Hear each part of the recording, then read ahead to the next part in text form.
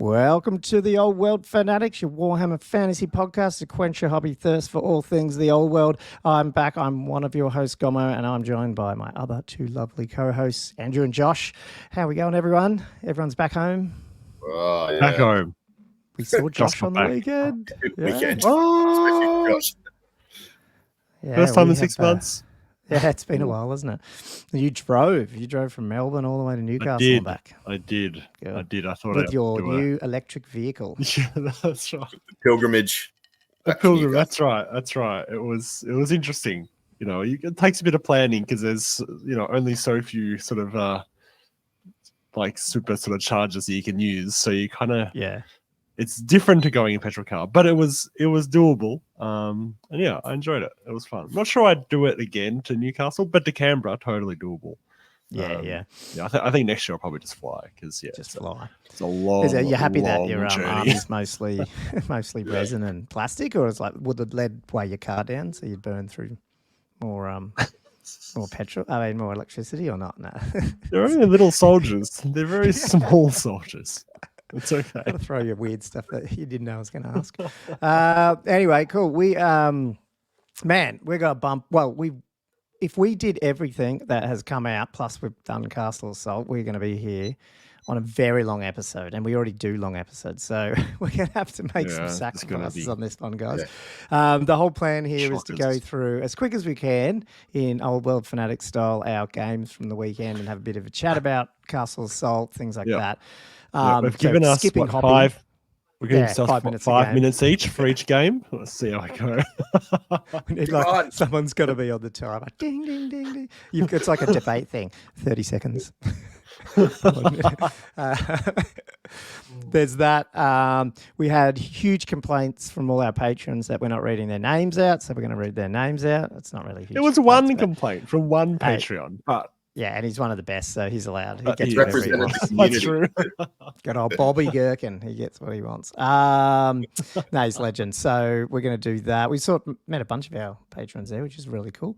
And then there was we had a heap of Patreon questions come in, which we're not going to be able to cover them all, people. So we'll do a couple, push the rest the next week. You guys are just throwing questions at us, which is awesome. But yeah, we'll try to speed this up. And then we got, I thought we were just going to chat some Skaven AOS models, and suddenly, bang, bang, bang, we got three kind of exciting.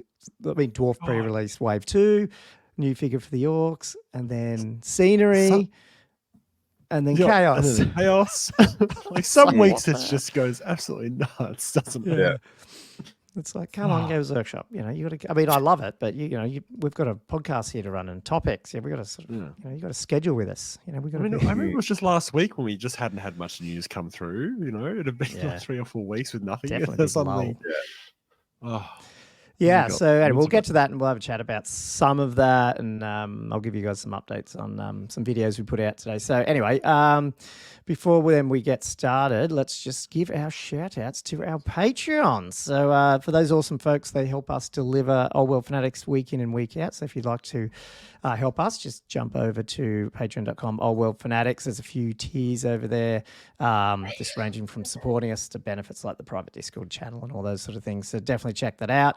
I'll just go through and jump over and shout out our current ones, which I think we have, how many? 37 paid. So we've got big thanks to Liam Fallon, Tibby Coblin, Joseph Justice, Jay McBride, Flat World's Edge, Sexy or Jim, who's another awesome dude that was at Castle this week, Jelly, I should say, Herald of the Old World, Keel Hurd, David Lancaster, Tom, Matthew Klein, Thumper, Matt Morris, Thomas Vavasow, Griff, Jess Tors, Wood Duck, Josh Griffiths, Nanuum. You know what? I practiced that and get it right, and I still screwed up. Nanuum, Daniel Broadstock, Jonathan Wengler, Elliot Mincham, Chris Turnbull, Gilthos Draconos, Diesel, Cameron Atkinson, Denny Gamer, William Payne, Robert Z, Gunther Wolfswinkle. I have no idea what that means, that one.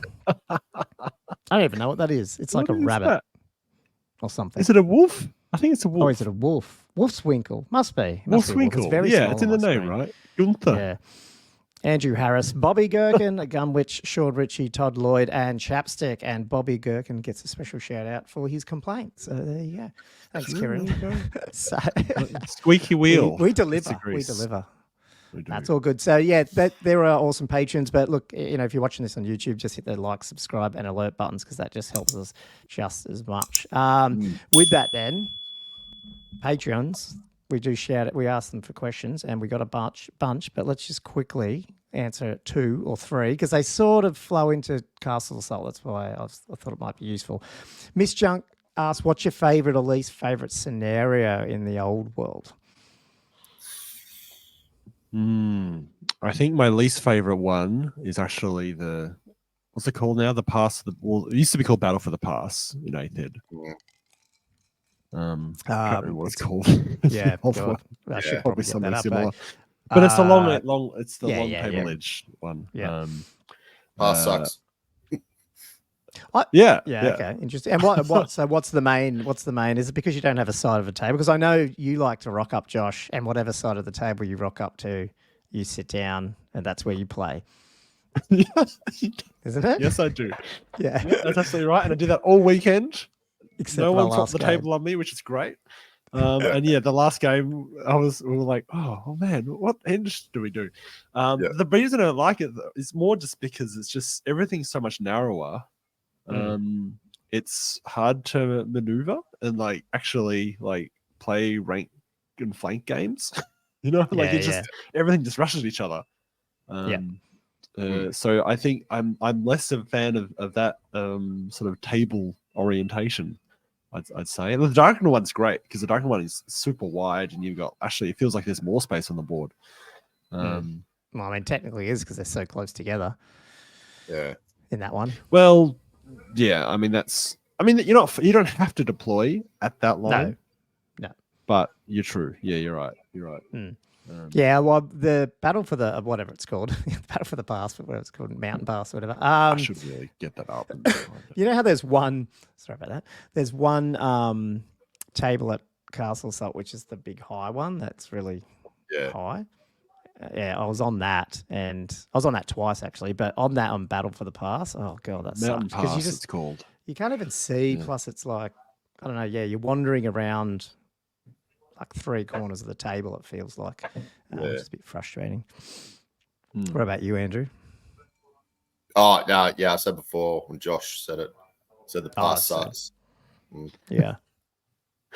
Okay. Oh, I thought you were just chiming in. That's my vote. But yeah, the pass sucks, and it's my vote. So, no originality from myself. I'll just copy you two. But yeah, I like unanimous. Wow. Like the rest to some degree. I mean, I don't hate. I guess it just depends. I mean, I wouldn't say I'd totally. I'd probably go between that and that. The one that you got to roll ones, just because it sort of throws your whole battle. Like being Tomb Kings lately. Plus, you want to. Yeah. But you want. That is the meeting engagement, the diagonal one, isn't it? Yeah, the ones. Oh, sorry. Sorry, I'm getting confused. Yes, that is the one I'm talking about. Yes, but it's got a different deployment. Yes, that is the one. Mainly because I have to sort of at least with my Tomb Kings, I've been deliberate taking the reserve move spell because just in case, it happened, my big archer block was there, so you want to try and get them up and things like that. It's fine. I don't hate it. I actually do like it with flying creatures.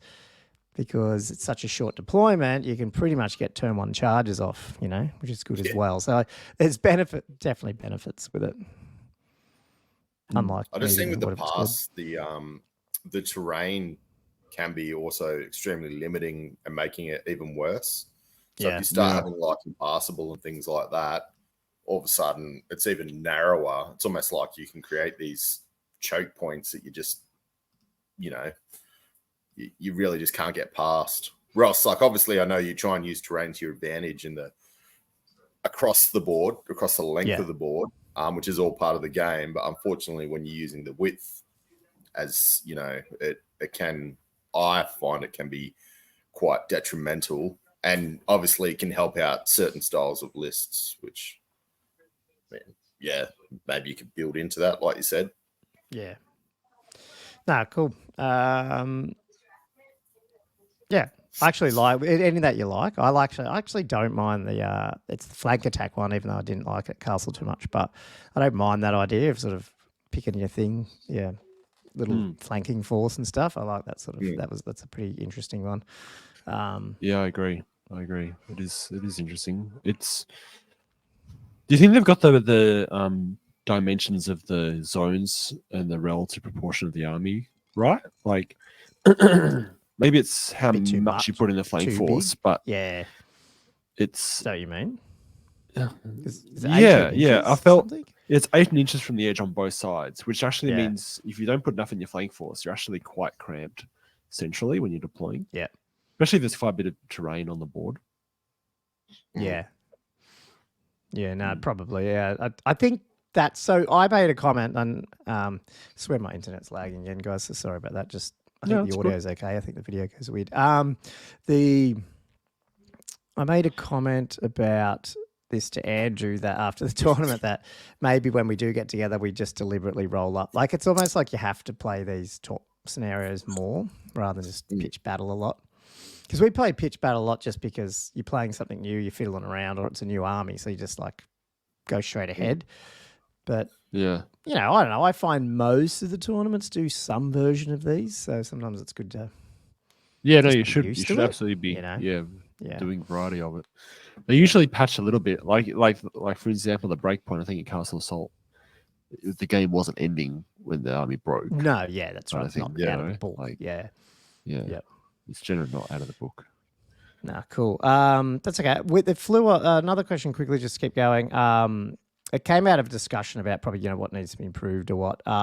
Sean asked, should all close infantry gain the special rules Horde and Warband? Obviously, it flew on from a conversation around, what sucks about Old World. I think the discussion generally is a little bit that infantry a little bit lacking. Yeah. I mean, Horde is one rule that, I guess we've been suggesting, why did they take away that extra pip of rank bonus, which essentially they do get in Horde? Yeah, exactly. Which hasn't really helped that much, I guess.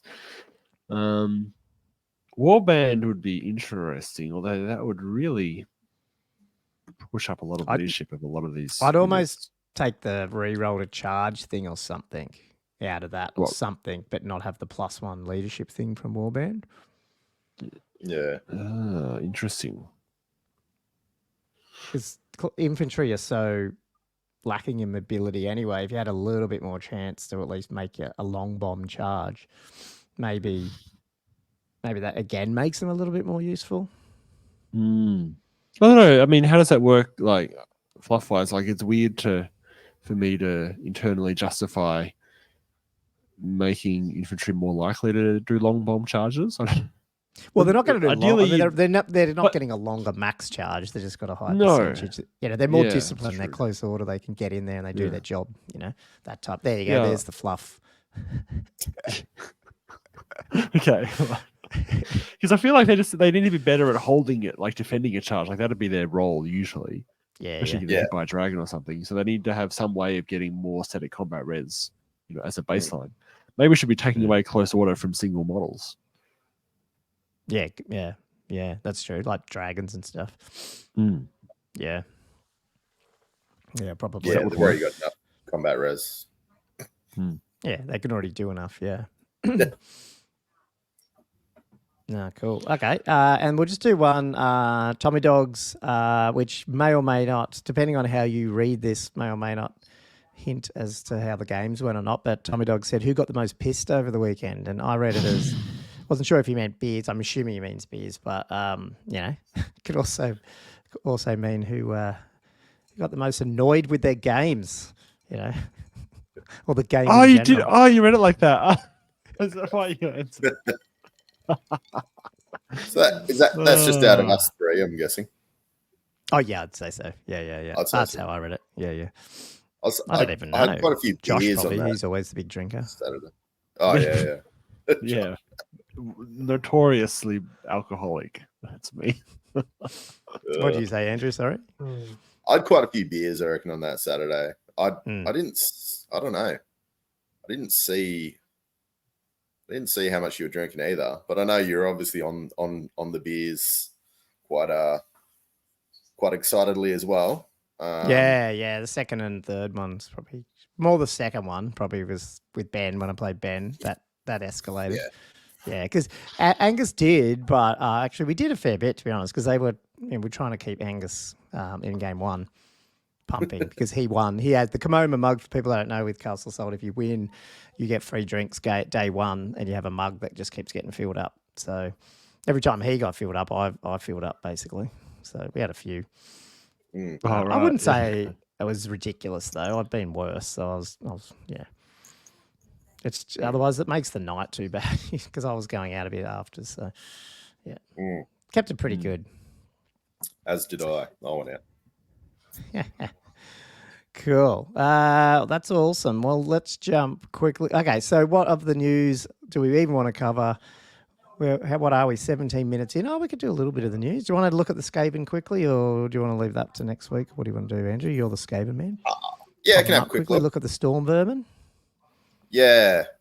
Well, that's not what I was more excited about. I'll wait till we get up. Oh, those machines. What have they got? Oh, I'll let you drive it. Oh. Well, I might need to do some scrolly. Yeah. So, yeah, this guy's cool. I didn't mind the last model that they had for the demon, Yeah. the rat demon. Did that came out in end times, hey? Yep. And you could make like 4 different versions or something? Is it 4? I think it is. 3 or something?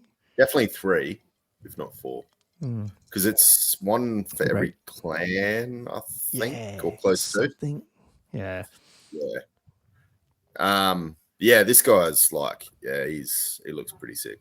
But the problem is, like, for Old World, is you can't really bring him unless there's going to be a abomination. But because they don't have it in there. They don't have the horn rat, hey? Okay, yeah. Nah, but well, it's nice. Yeah, I wonder if you could convert him and use him in a Beastman army or something. He looks almost shaman-like, but he's probably just way too big. Yeah, I reckon it's pretty big. It's cool model. Yeah. Look at his back. Look at the back. Yeah. That's awesome. Yeah. And then they got a little dude, little mouse. It's cool. No, he looks really good. I mean, just the detail and the paint job. Yeah.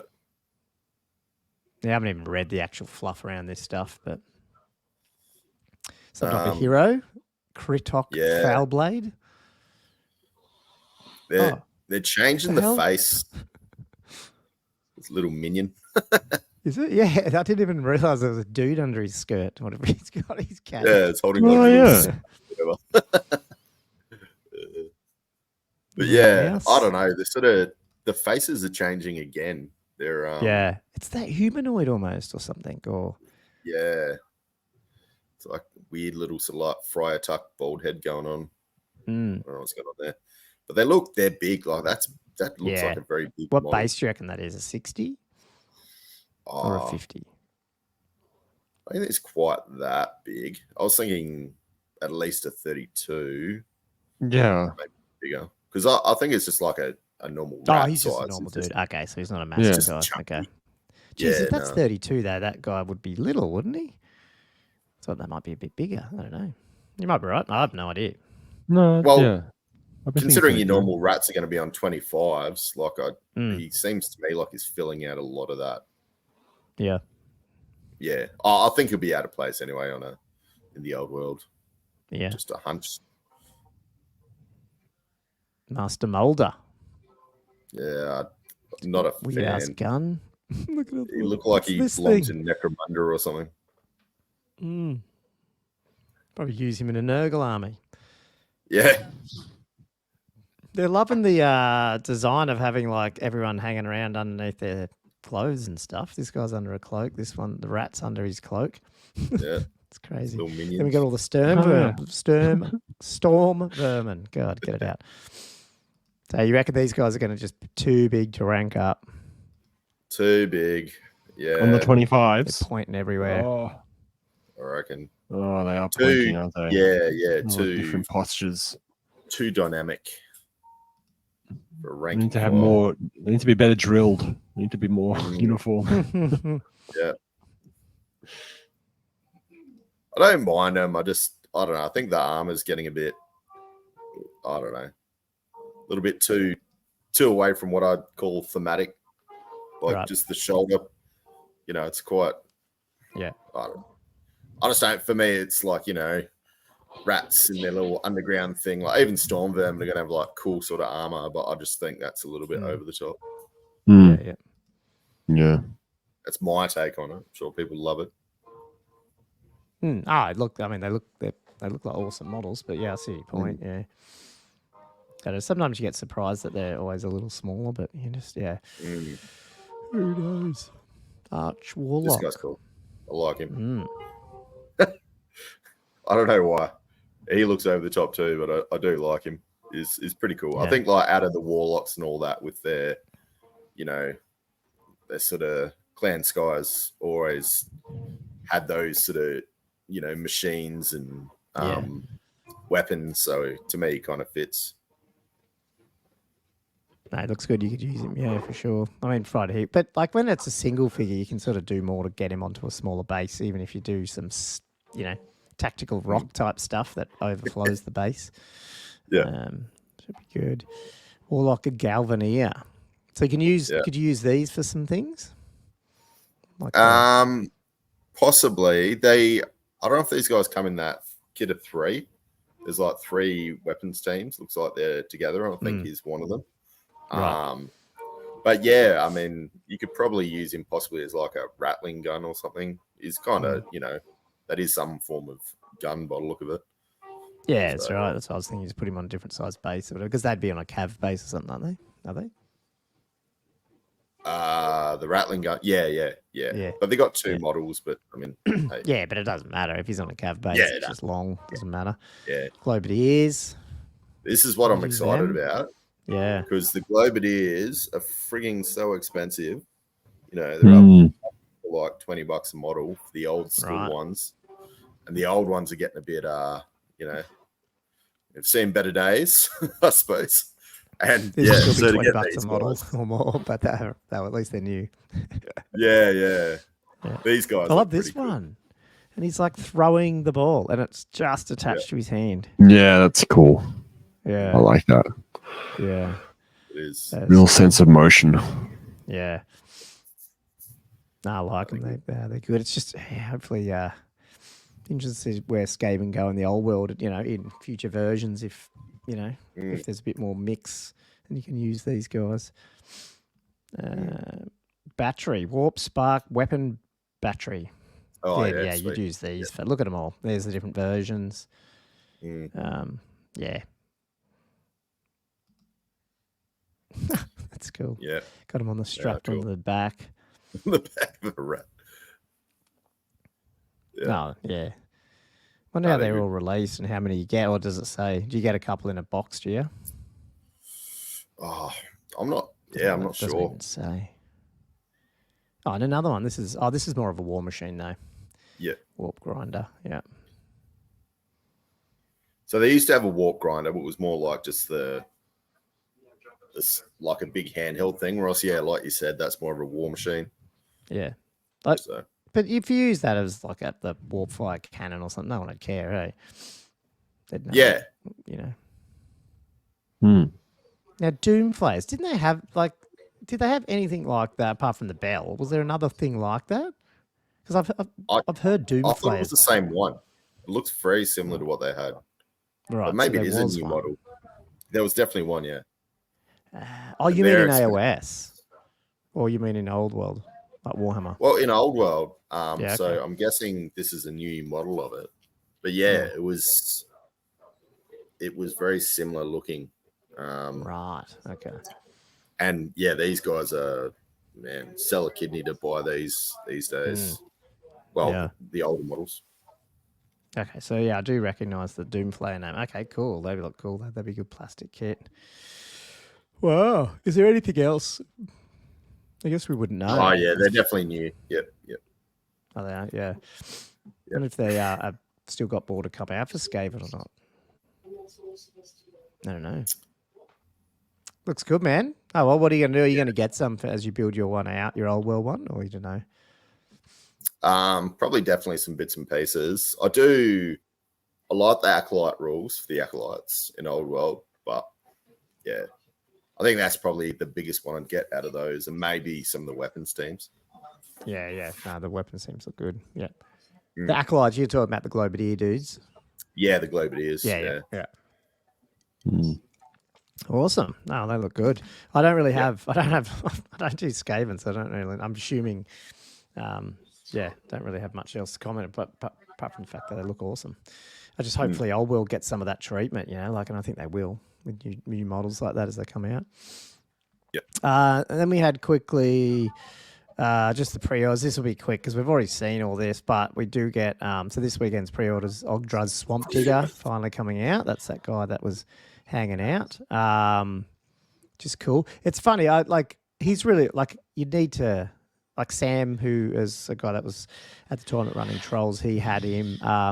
But interestingly, I've got I can't remember if I bought it at the Manchester when I went over to Warhammer, not Warhammer World, but Warhammer Fest or whatever, or I got it as the Warhammer Plus subscription. I can't remember, but he's from AOS, but he looks a little bit like this guy. He's got skin on him, not troll. But he's like a shaman, and I was going to use him because I've already got him.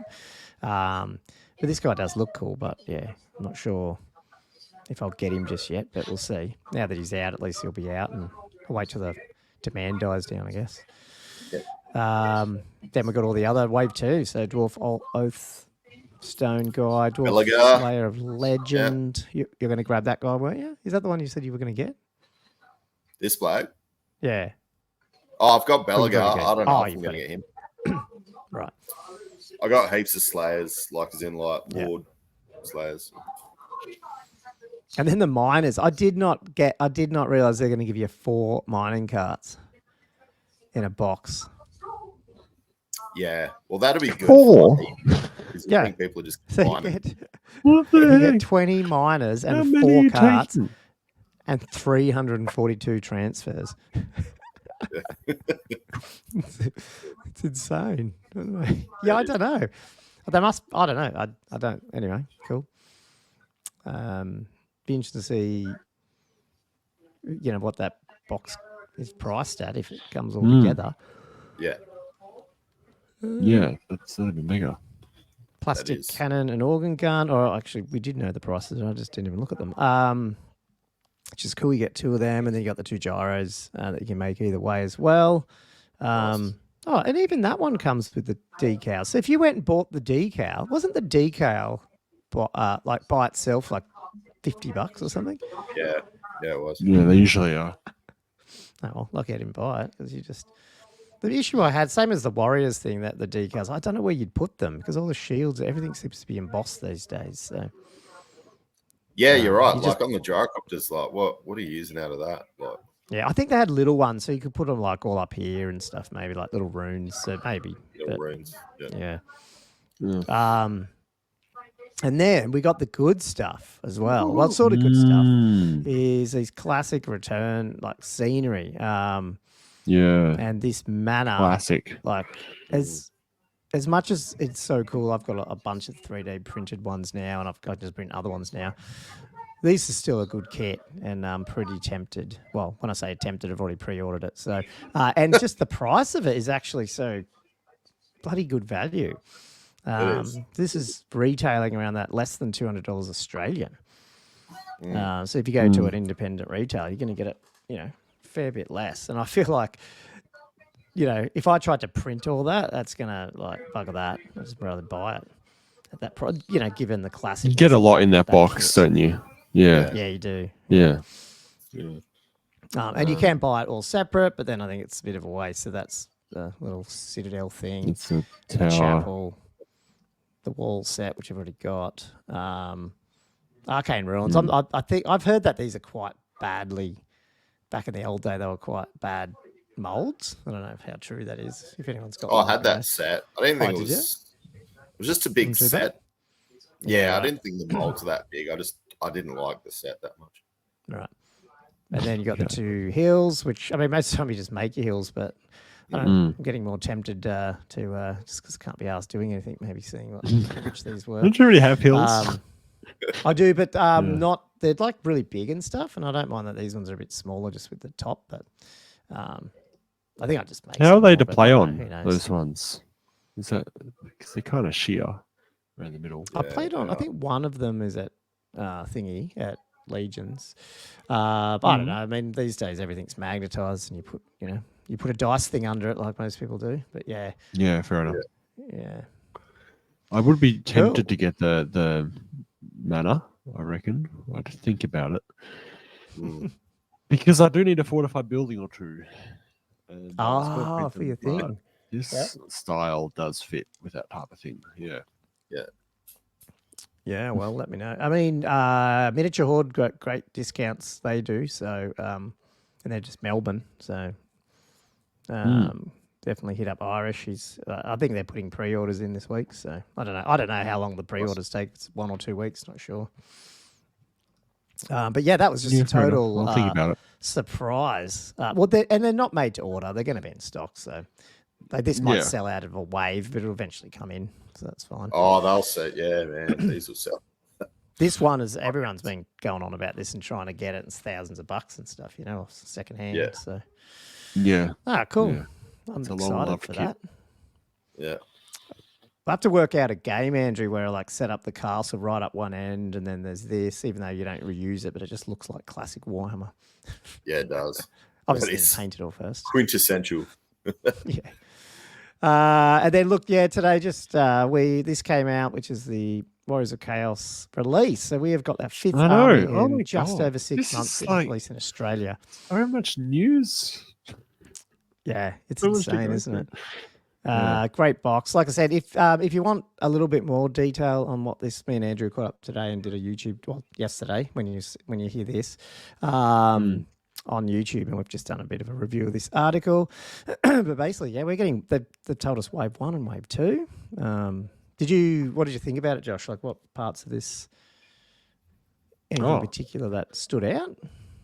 So I've already talked about it. It's interesting they didn't. So there's no new minis coming out with this at all, is there? It's purely not by the look of that. Purely the re-releases. Yeah. And I mean the Battle on box looks pretty good. Like I think that's pretty good value. I think it's a good variety of stuff there. It's going to be useful. I think I was expecting a bit more variety on the made to order stuff. I think. Yeah. Where is it? I don't have the link. I can't look at it myself. Oh, hang on. Made to order was these ones. Just the just the those, demon like it's such princes a and big stuff. range. I was certainly hoping for a few other things there that haven't been around. Some of the other spawns or that type of thing would be cool. But listening to Square Based after Andrew and I record, I didn't realize like this Manticore is still in the AOS range, and so is the Chimera and stuff, and so are these guys, I think. Yeah, so it is funny that we're starting to see figures that are actually still for sale in an AOS box actually be promoted under Old World, which I didn't realize. That's cool. Yeah, like finally blurring the fanatics line. are, but they don't. Yeah, nothing was transferring, was it? Yeah. And then the other point I said to Andrew was, I've never seen this before. Oh, where was it? The returning resins where you end up with unpainted figures on display. If they're not showing us how quick they're trying to move, I don't know what will. Yeah, true.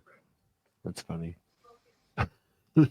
So Andrew heard a rumor about some version 2. What's this about, Andrew? Have you got any more details or not really? Nah. People, I just heard a few quiet mutterings in the corner and whispers of version 2 being put together. Rules. Right. I don't know. I mean, that is just whispers at a tournament where people are drinking beer. So, is that what you heard? Okay. Well, who knows? I mean, yeah. Apparently, the rules are being put together. Interesting. Take that with a grain of Do you salt. feel like a different edition, you say? Or you mean like a errata type thing? Or Oh, I believe I heard version 2, but I mean, version 2. I thought there was going to be, as what Gomo's previously spoken about, and that might have come from Squarebase as well, possibly. That like General's Compendium sort of new campaign. Yeah, okay. Maybe you don't I don't know. need new editions sort of coming out. That sort of alters your rules a little bit in between. Oh, do you reckon that's it? But that would fundamentally change the game a little bit because they'll add. Yeah, okay, I see what you mean. And they'll get that out early. Is that what you mean?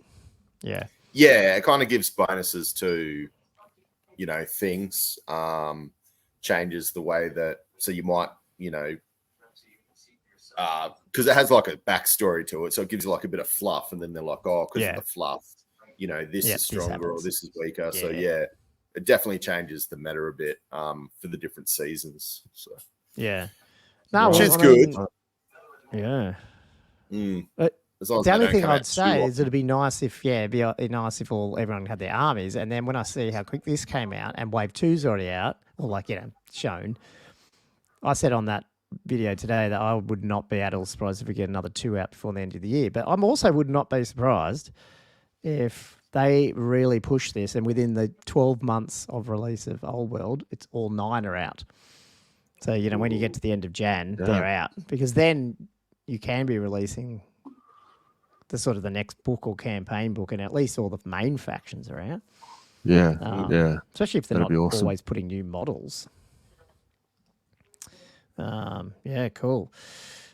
Yeah, Josh, I don't know. I mean, as I said, we've just already put a video out. It's sort of your chance if there's anything that you wanted to chat about with the Chaos guys, but let me know, I guess. Yeah.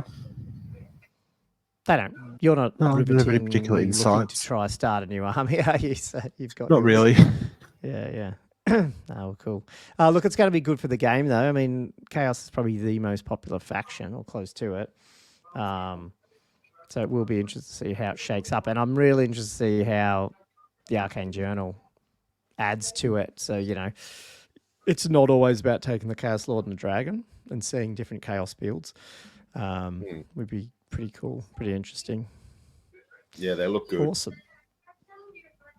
Yeah. Anyway, we won't get through that one right now on the pod. And I'm assuming next week we'll talk more about Chaos, because I reckon we'll get at least one other article, if not 2. Sorry, I've just done something with my screens. Before then, before the pod next week, I'd say. And we can review it all then. Cool. So, We Hit Castle sold up. Anyone want to give an intro to the weekend and what happened? Beers were drunk. Where to start? Hearts were broken. Champions were made. It was awesome. There was how many? It was nearly 50. I think a couple of people had to drop out. And we also had War Master running next to that. So there would have been about, 60 people or something. The one thing I did notice, which wasn't a disappointment, so I'm not saying that, but, there's certain elements of the community that still haven't come back. Like a lot of people have, and a lot of returning people have that I don't even know that, if they used to play 6th and blah, blah, blah. There's a bunch of those sort of, at least in 8th edition days, still haven't come back. And some of that are family related. I know, there's a bunch of people who are got little kids at the moment and all that sort of stuff. But yeah, I'm wondering when that's happening. And I know, certain the Dwellers, for example, a lot of them, 2 of them are overseas, all that sort of stuff, and are playing it, but they're not here. So you don't see those people turn up, which was interesting, which if they were, it would feel even more like Castle, if you know what I mean. Oh, you mean some of the more interstate people? Is that what you're saying? That would come up specifically for Castle, Melbourne and Sydney, and yeah. Was I not enough? You did. No, you were enough for Melbourne, but I know that Melbourne seems to be. It's still growing. Was I the only one from Queensland, from Victoria? I think. I think it might have been the thing. Made the trip from Victoria. Yeah. Whereas in 8th, people were flying in everywhere. So hopefully, it's got room to grow, which is cool. I'm not complaining. It's just it's good. Obviously, we're just starting out again, and room to grow. We'll be interested to see how CanCon goes this year and things like that. So, I think that competitive edge is probably going to grow, and you probably get people coming more interstate as we see GTs coming in, state GTs, national invitationals, things like that. Yeah. Things that, bring in the uber competitive players to a certain extent, and they tend to be the ones that travel more. Yeah, true. No, that's right. If we can sort of wrangle the right people to sort of organise sort of those masters events and stuff, I think that would definitely that'll start it. But look, at the end of the day, you got to get all the armies out. Hey, like it almost feels like it's not even the armies; they have to have the models range. You know what I mean? People have to be able to get an army together, and that they're probably struggling a bit at the moment, unless you got a printer. If you want to do it with Games Workshop stuff, you're struggling. Cool. So let's go in. We did it's a 5-game, 2,000 points. Who wants to go first? Well, we'll just, as I said, we'll just go around our games and have a bit of a chat about them and what we did what we did wrong, and stuff like that. Yeah. I guess I can go first. I had a Bretonian mirror match to some extent. I'll bring it up here. So the first match I was up against John Hammond, who had a pretty similar list to me. He was missing, like he hadn't taken some things, he'd taken more of other things. So he had 2 units of 4 Peg Knights, which I'd only taken 3. He didn't have the Horn, and his Lord. I know, right? The lack of Horn, because he felt like he just wasn't useful enough in enough matchups, which, I mean, he's probably right. But in a Bretonian matchup, it's like really, really valuable. Yeah. Just because, the way it affects the pegs. His Duke had the Virtue of Heroism. It was mine at the Knightly Temper, so he was going around with the Killing Blow Monster Slayer type deal. And his Prophetess had Illusion. Mine had Elementalism. Now, I discovered during this game, really, that the Illusion's the way to go. Did you get stopping people charging? Yeah. Yeah. As I will elaborate on. So I mean, we deployed fairly mirroredly. Like we both had our pegs on the flanks. A couple of bust knights in the center. We had dukes sort of opposite each other. Who went first? I can't remember actually. Did he go first or not? Anyway, the first turn, probably the most important thing that happened right at the start was I rolled my Green Knight. Came on first turn. He popped up in the forest next to one of his big blocks of Peg Knights. Charged them because apparently I can charge when it turns up now, which is a completely different prospect with the Green Knight. Yeah. He can charge when he comes on because there's no counterplay to it. So he charges the Peg Knights. They failed the terror check. And off the board. I think they were almost off the board, but the Green Knight, just because it was so close, he just took them off because he could complete the charge. Yeah. Because if they'd been off the board, I might have been able to redirect. But he just deleted 4 Peg Knights in turn 1, which was a huge swing in my favor. What else happened in this game? So the other pegs were sort of, because he had both his Peg Knights next to each other, and they were opposite one of my Errants and one of my Peg Knights, and there was a bit of a standoff there, because even though he couldn't fly, I wasn't quite getting in the right position where I could double charge them with both. And there's still movement. There was a bit of terrain in the way. The movement 8 base. They're still they're basically horses. But I was hoping to hit them with the Green Knight, the second one as well, but then he got the Rasming Mirage off on the Green Knight, and he got the Stupidity spell off as well. Like he got them both off on him at the same time, which was slightly annoying. Centrally, I tried to get a double charge off with my Duke into one of his smaller realm knights, because he had 2 buses of realms. He had one of 6 and one of 8 that had a BSB and his level 2 prophetess in there, I think. I tried to get double charge with the Duke and one of my realm knights on that, but the realms failed. They weren't that far away, but they actually failed their charge. So the Duke ended up going in by himself, which wasn't as much as that wasn't my plan. It actually was fine because the Duke by himself actually, I think I must have rolled 3 on the D3, so he had 8 attacks. He's just with hatred. and strength 7. Like he just has so many wounds. So I think he did end up going straight through that unit. On the far flank, you actually end up having an Errant Knights sort of battle where I actually I clipped a forest as I was charging his Knights Errant with mine, which meant we both ended up blunting because he couldn't countercharge because I was too close or something. And then the terrain actually just meant that I blunted. So it was a ridiculous charge where we both blunted each other. And then sort of, I think he was sort of a standoff until I think he had another knight unit come into the side and take them off. Let me just go through some of these photos. So I ended up, I think it was because of the Green Knight taking off those Peg Knights at the start. I ended up, eventually the Green Knight actually did end up charging the other Peg Knights because they've been stuck in that corner for a couple of turns, sort of being zoned by my 2 units. And eventually the Green Knight, he couldn't stop it from charging, and it did end up charging that unit. I think because you can do multi-wounds too. I think I actually rolled quite well in that combat, and he just killed them all 4 of them to a man, just straight up. Wow. Which is ridiculous. Jeez. He made his points then, did he? He did. Oh, man. The Green Knight made his points. Yeah, for sure. His bigger bus of realms actually ended up charging the realms that failed their charge on my previous turns. And then they sort of, I think they gave ground or something. And then my Grail Knights actually ended up coming into the side of that unit. I was hoping to get the Duke into them as well, but then he Marasmic Mirage that the guy before I could do anything. But I eventually ended up taking off that unit. And then basically in the last turn or so, it was basically he really just had, some realms on the far end that had dealt with the errands in the previous. He had his Duke in the center. And I tried to move everything, like the Prophetess was right next to him, so I moved her right out of charge range.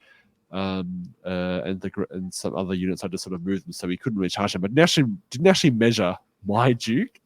So it turned out my Duke was like 16 inches away, close enough for him to do a reasonable charge. I was like, I wasn't really planning on that, because he, I was actually quite terrified because he actually had, killing blow, and I didn't, it was already in the ascendancy. I didn't really want him to be charging me, so I just made an error just by not checking that, and he actually got in. Did roll a 6 to kill my Duke, and then I rolled a 5 on the ward save. And I was like, oh my God, thank God for that. So he survived. Because he actually was lined up where he could actually go straight into the Green Knight after that as well, if he had killed my Duke. So it could have been like a 500-point swing if he'd taken out both of those units in the last sort of turn or so. But fortunately, I survived, and then ended up, in terms of the actual result,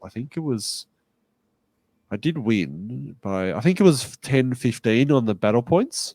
And then I got 3 bonus points, so it was a 13-5 for me in the end. But as I said at the start, like, it was the Green Knight put him on the back foot from the start, and I think that let me dictate terms a lot, especially on that flank.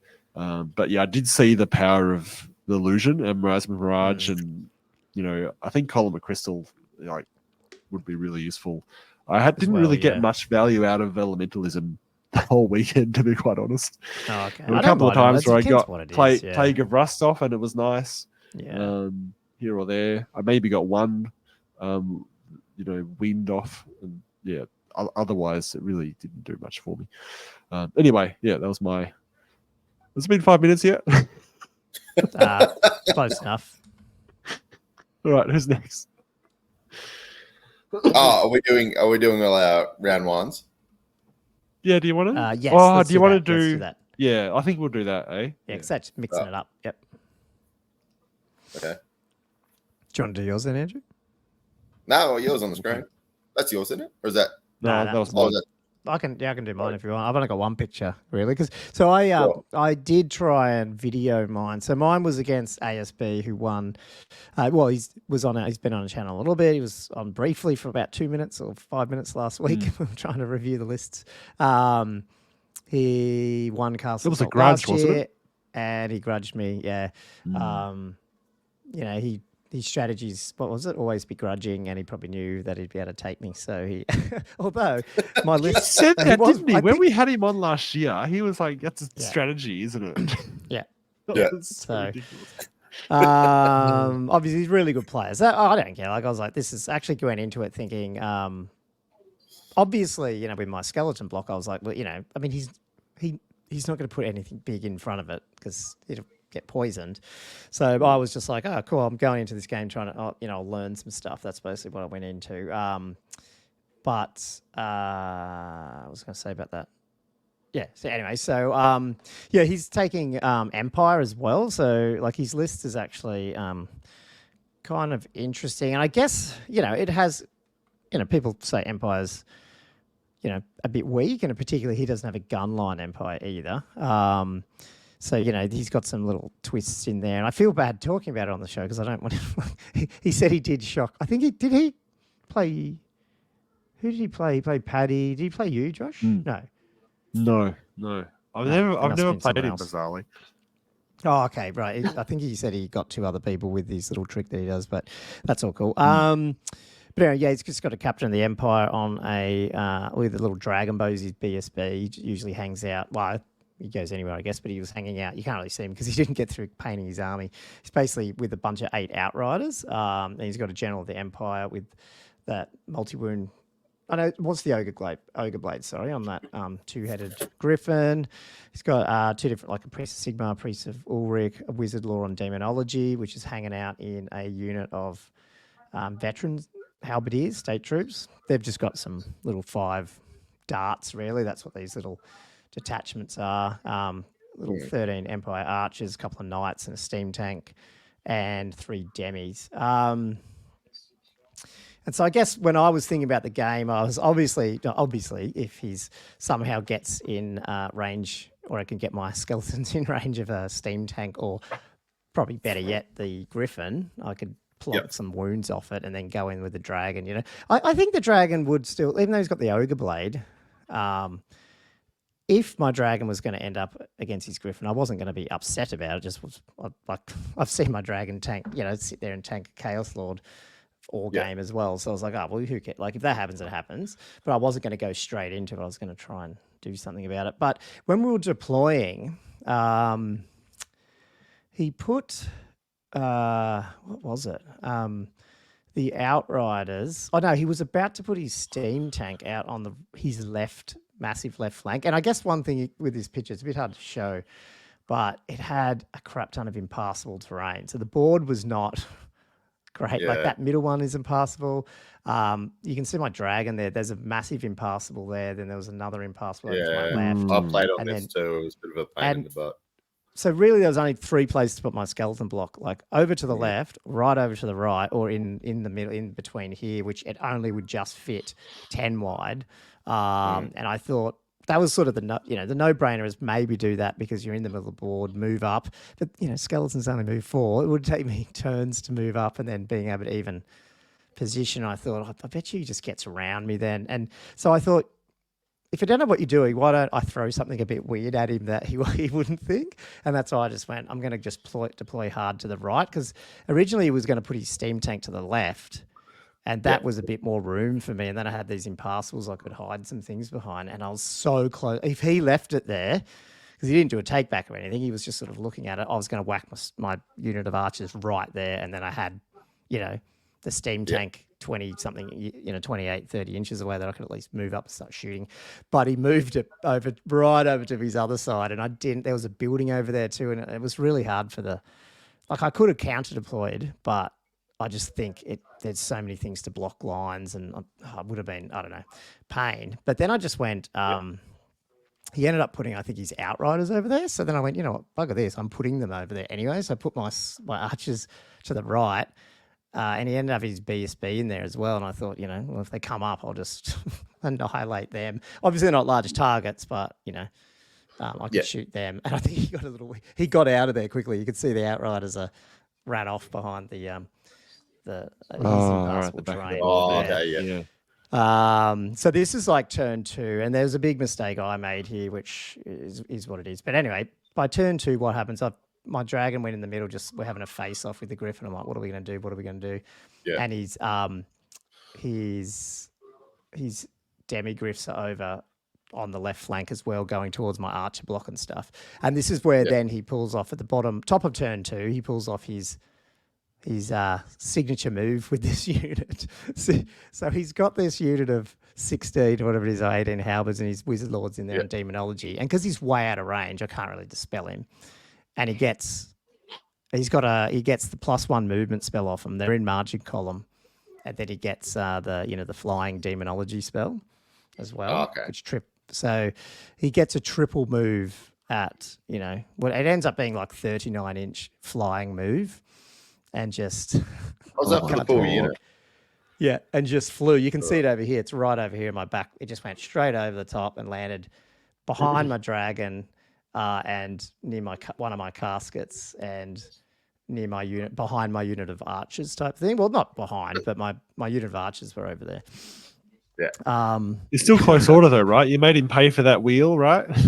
We did. Yeah, no, it was fine. Like there was where he wanted to go. Even he was, I'm not going to be able to make that. And I was like, yeah, but you can just come all this way and you'll easy make it over. And he's like, okay. So he came around the other side of the board, and it's cool. Like it's good to see stuff that you didn't like think of. Do you know what I mean? Like that could happen. Yeah. But then in my turn too, because I had the bottom. I think the dumb thing in my head was I was overly confident of how much shooting I had. And so I'd moved my skeleton archers, horse archers over here. I'd got some other over here. And we can talk. I've got a question about this, and I'll probably go way over the 5 minutes now. Sorry. I ended up reforming my skeleton block to face those guys and sort of reformed out as wide as I could so I could just shoot everything at him. And I had the 2 caskets there as well.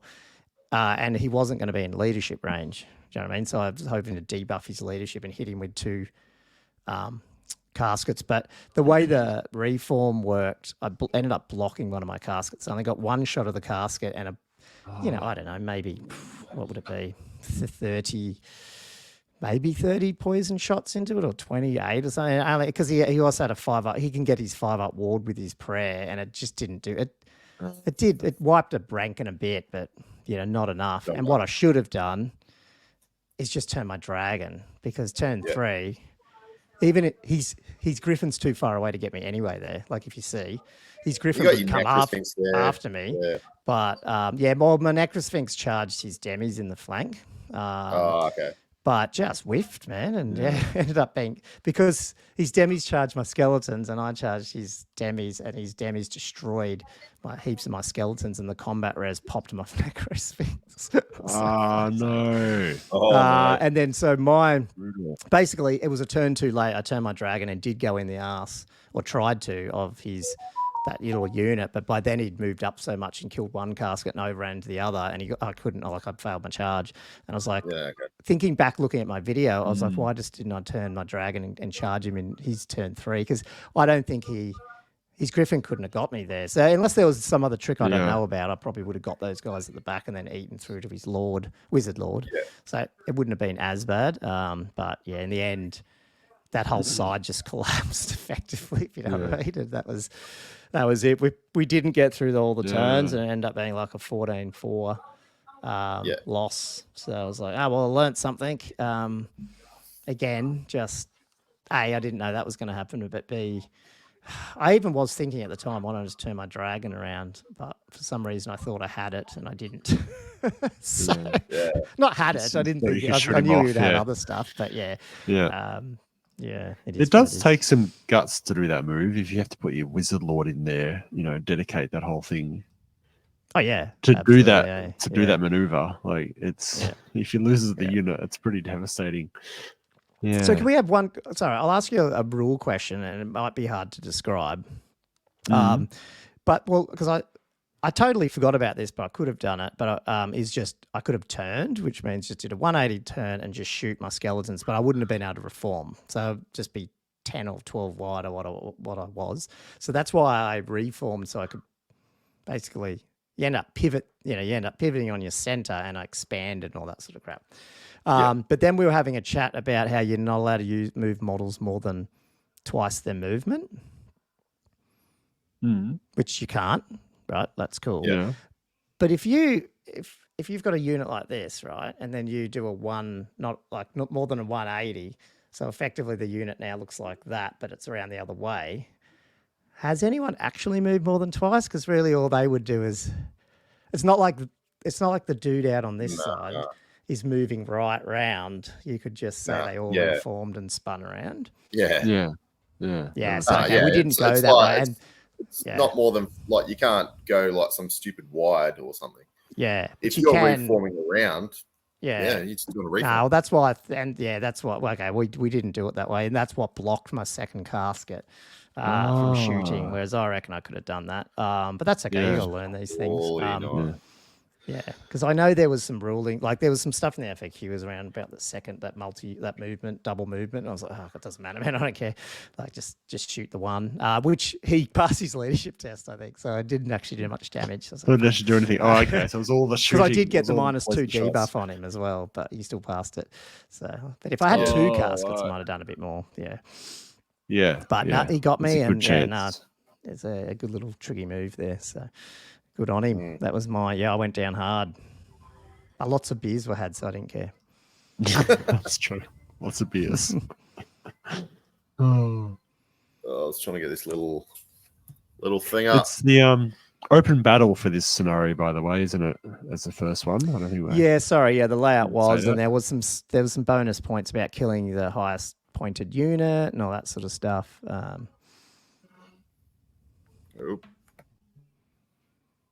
Oh, am I up? Yep. Sweet.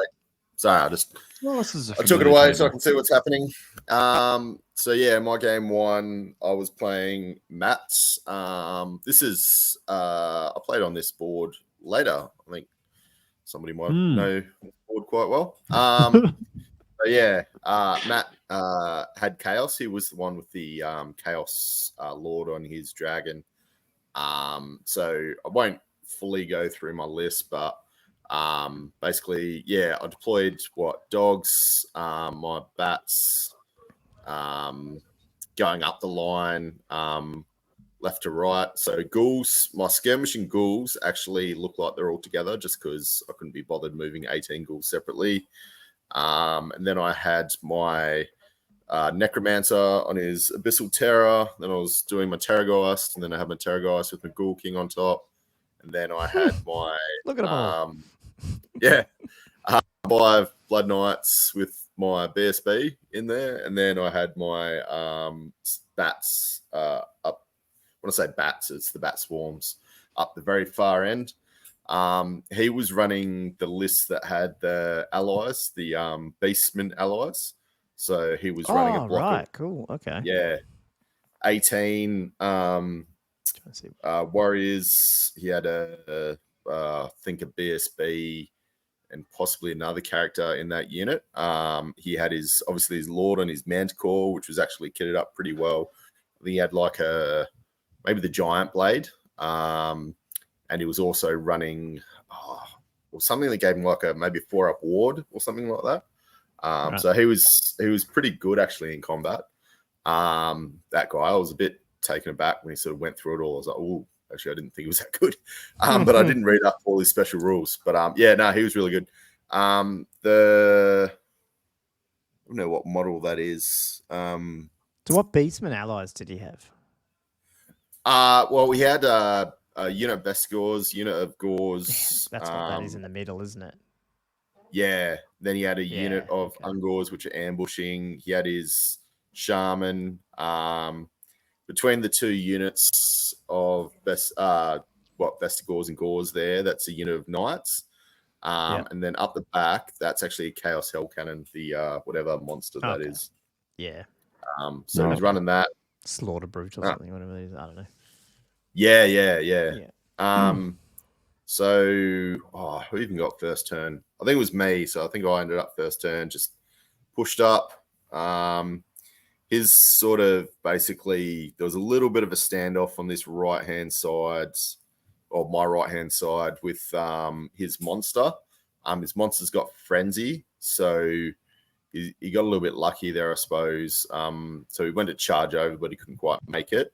So he had to move forward, I think it was, or something like that.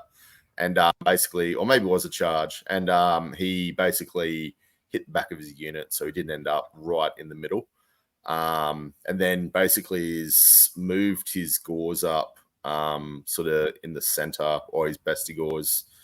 So yeah, that's sort of how turn 1 went.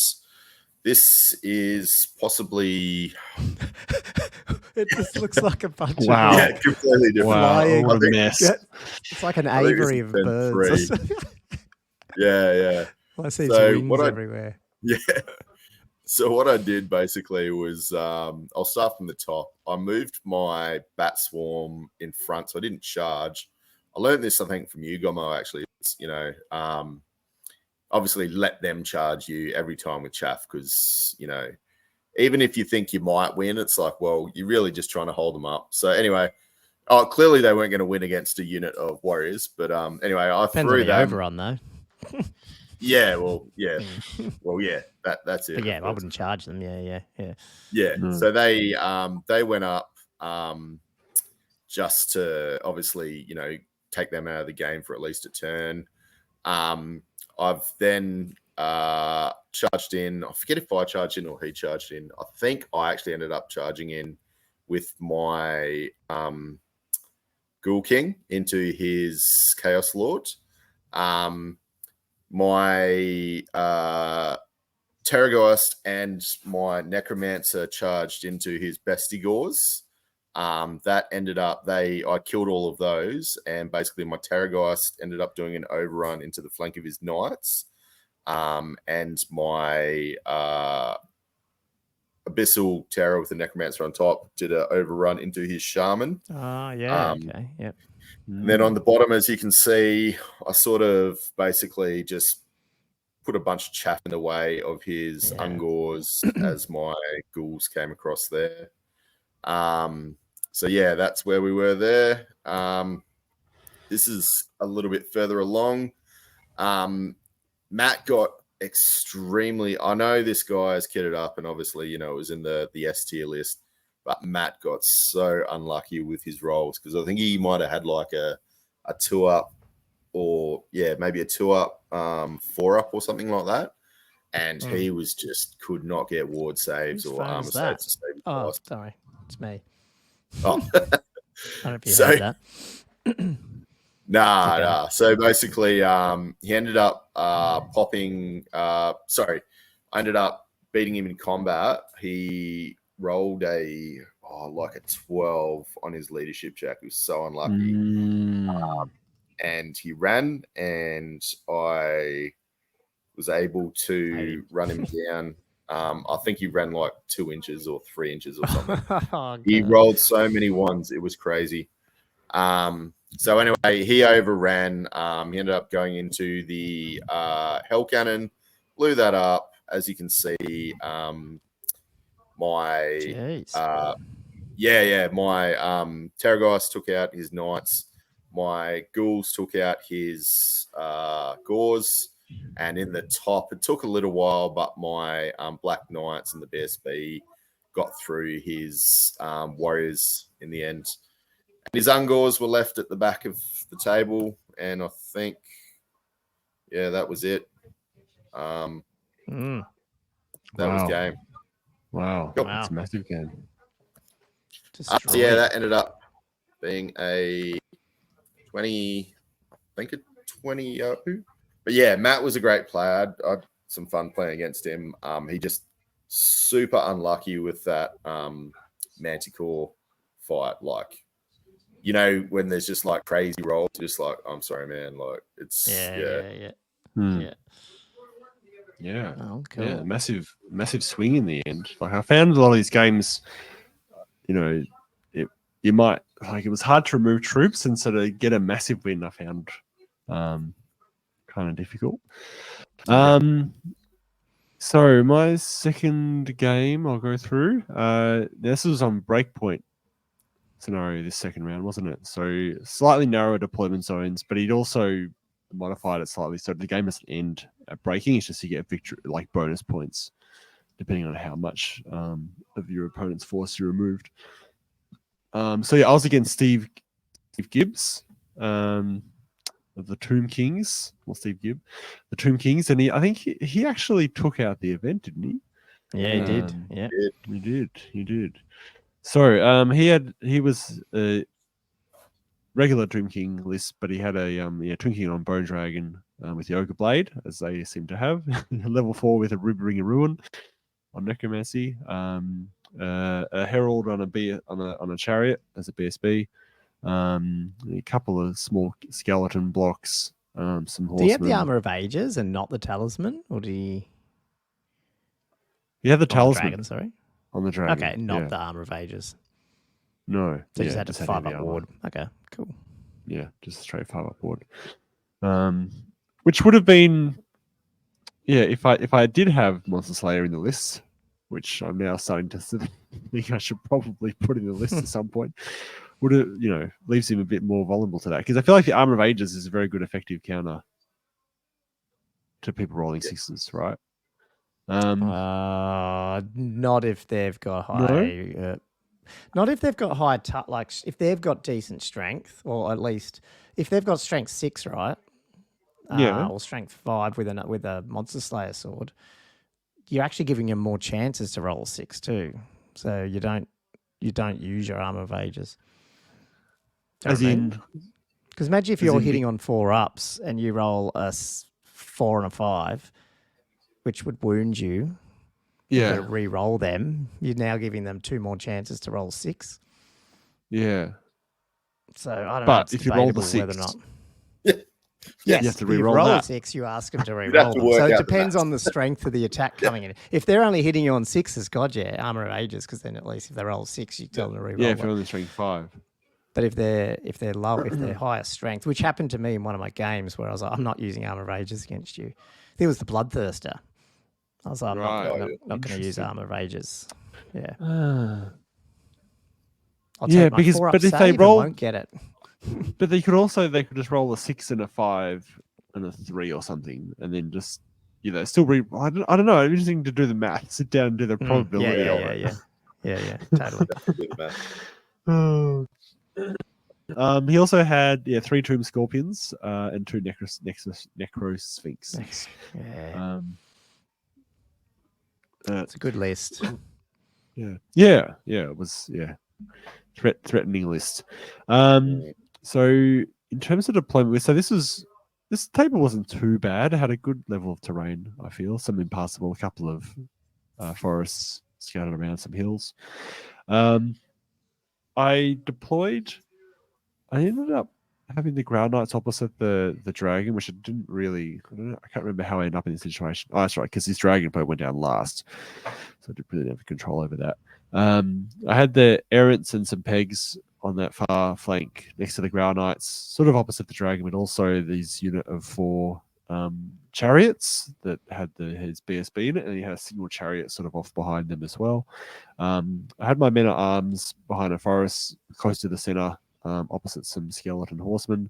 Had my Duke in the realms across from the bigger block of skeleton warriors and some other horsemen, and then I had my other pegs and Errant assaults from the double sort of Necro Sphinx. What is that thing next to his Necro Sphinx out on the right? Oh, like his left. One of the Scorps. Oh, sorry, there's a Scorp there. Oh, it's a Scorp. Yeah, okay. Yeah, it's a Scorpion. Yep, cool. Yeah, I forgot about that. And I deployed my scouts because I had 2 little units of scouting squires. I put them both in front of the dragon. I mean, my list's goal was to not engage with dragons, really, just to chaff them, prevent them from flying. If I didn't have magic weapon, put the Green Knight into them and just sort of hold them up. Easier said than try done, to kill everything else. But you can just go straight through that skirmish unit, can't he, and hit your knights? Can you? We didn't. Oh.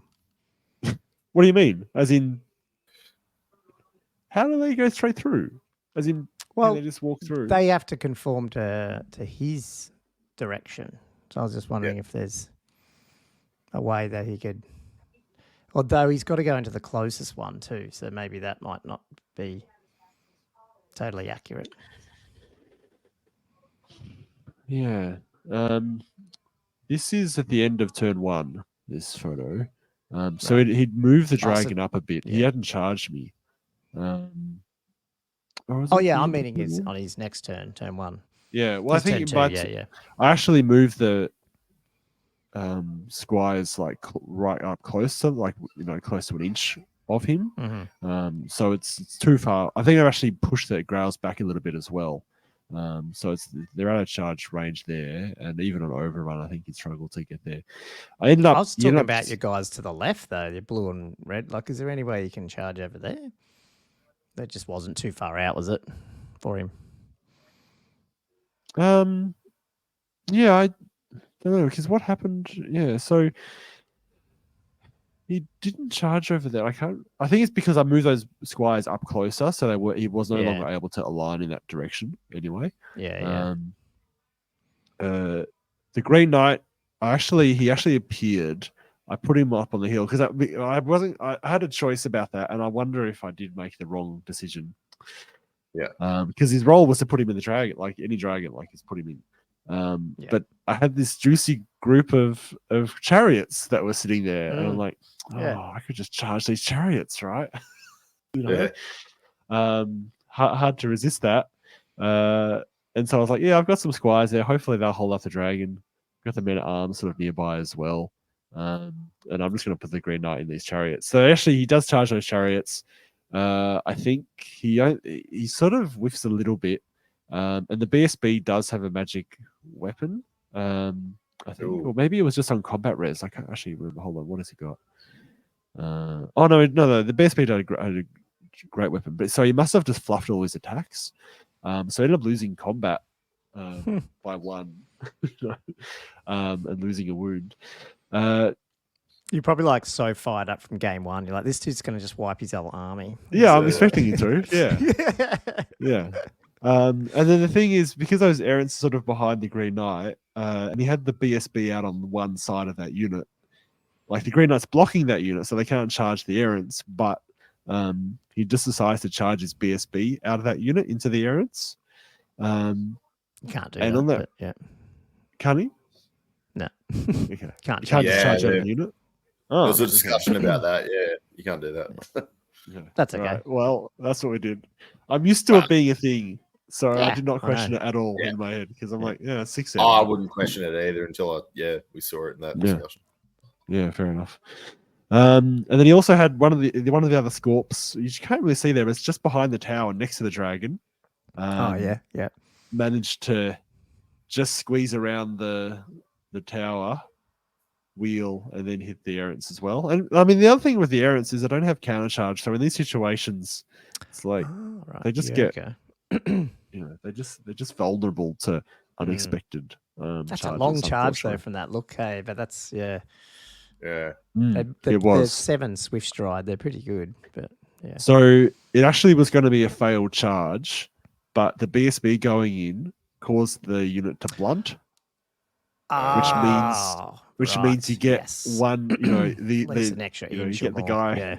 Brings another guy up to the side, and then it just it gave him that extra inch he needed to get the Scorpion as well. Oh, look at that! Stevie's cheating on the first turn, so he can win for it. Nah, just kidding.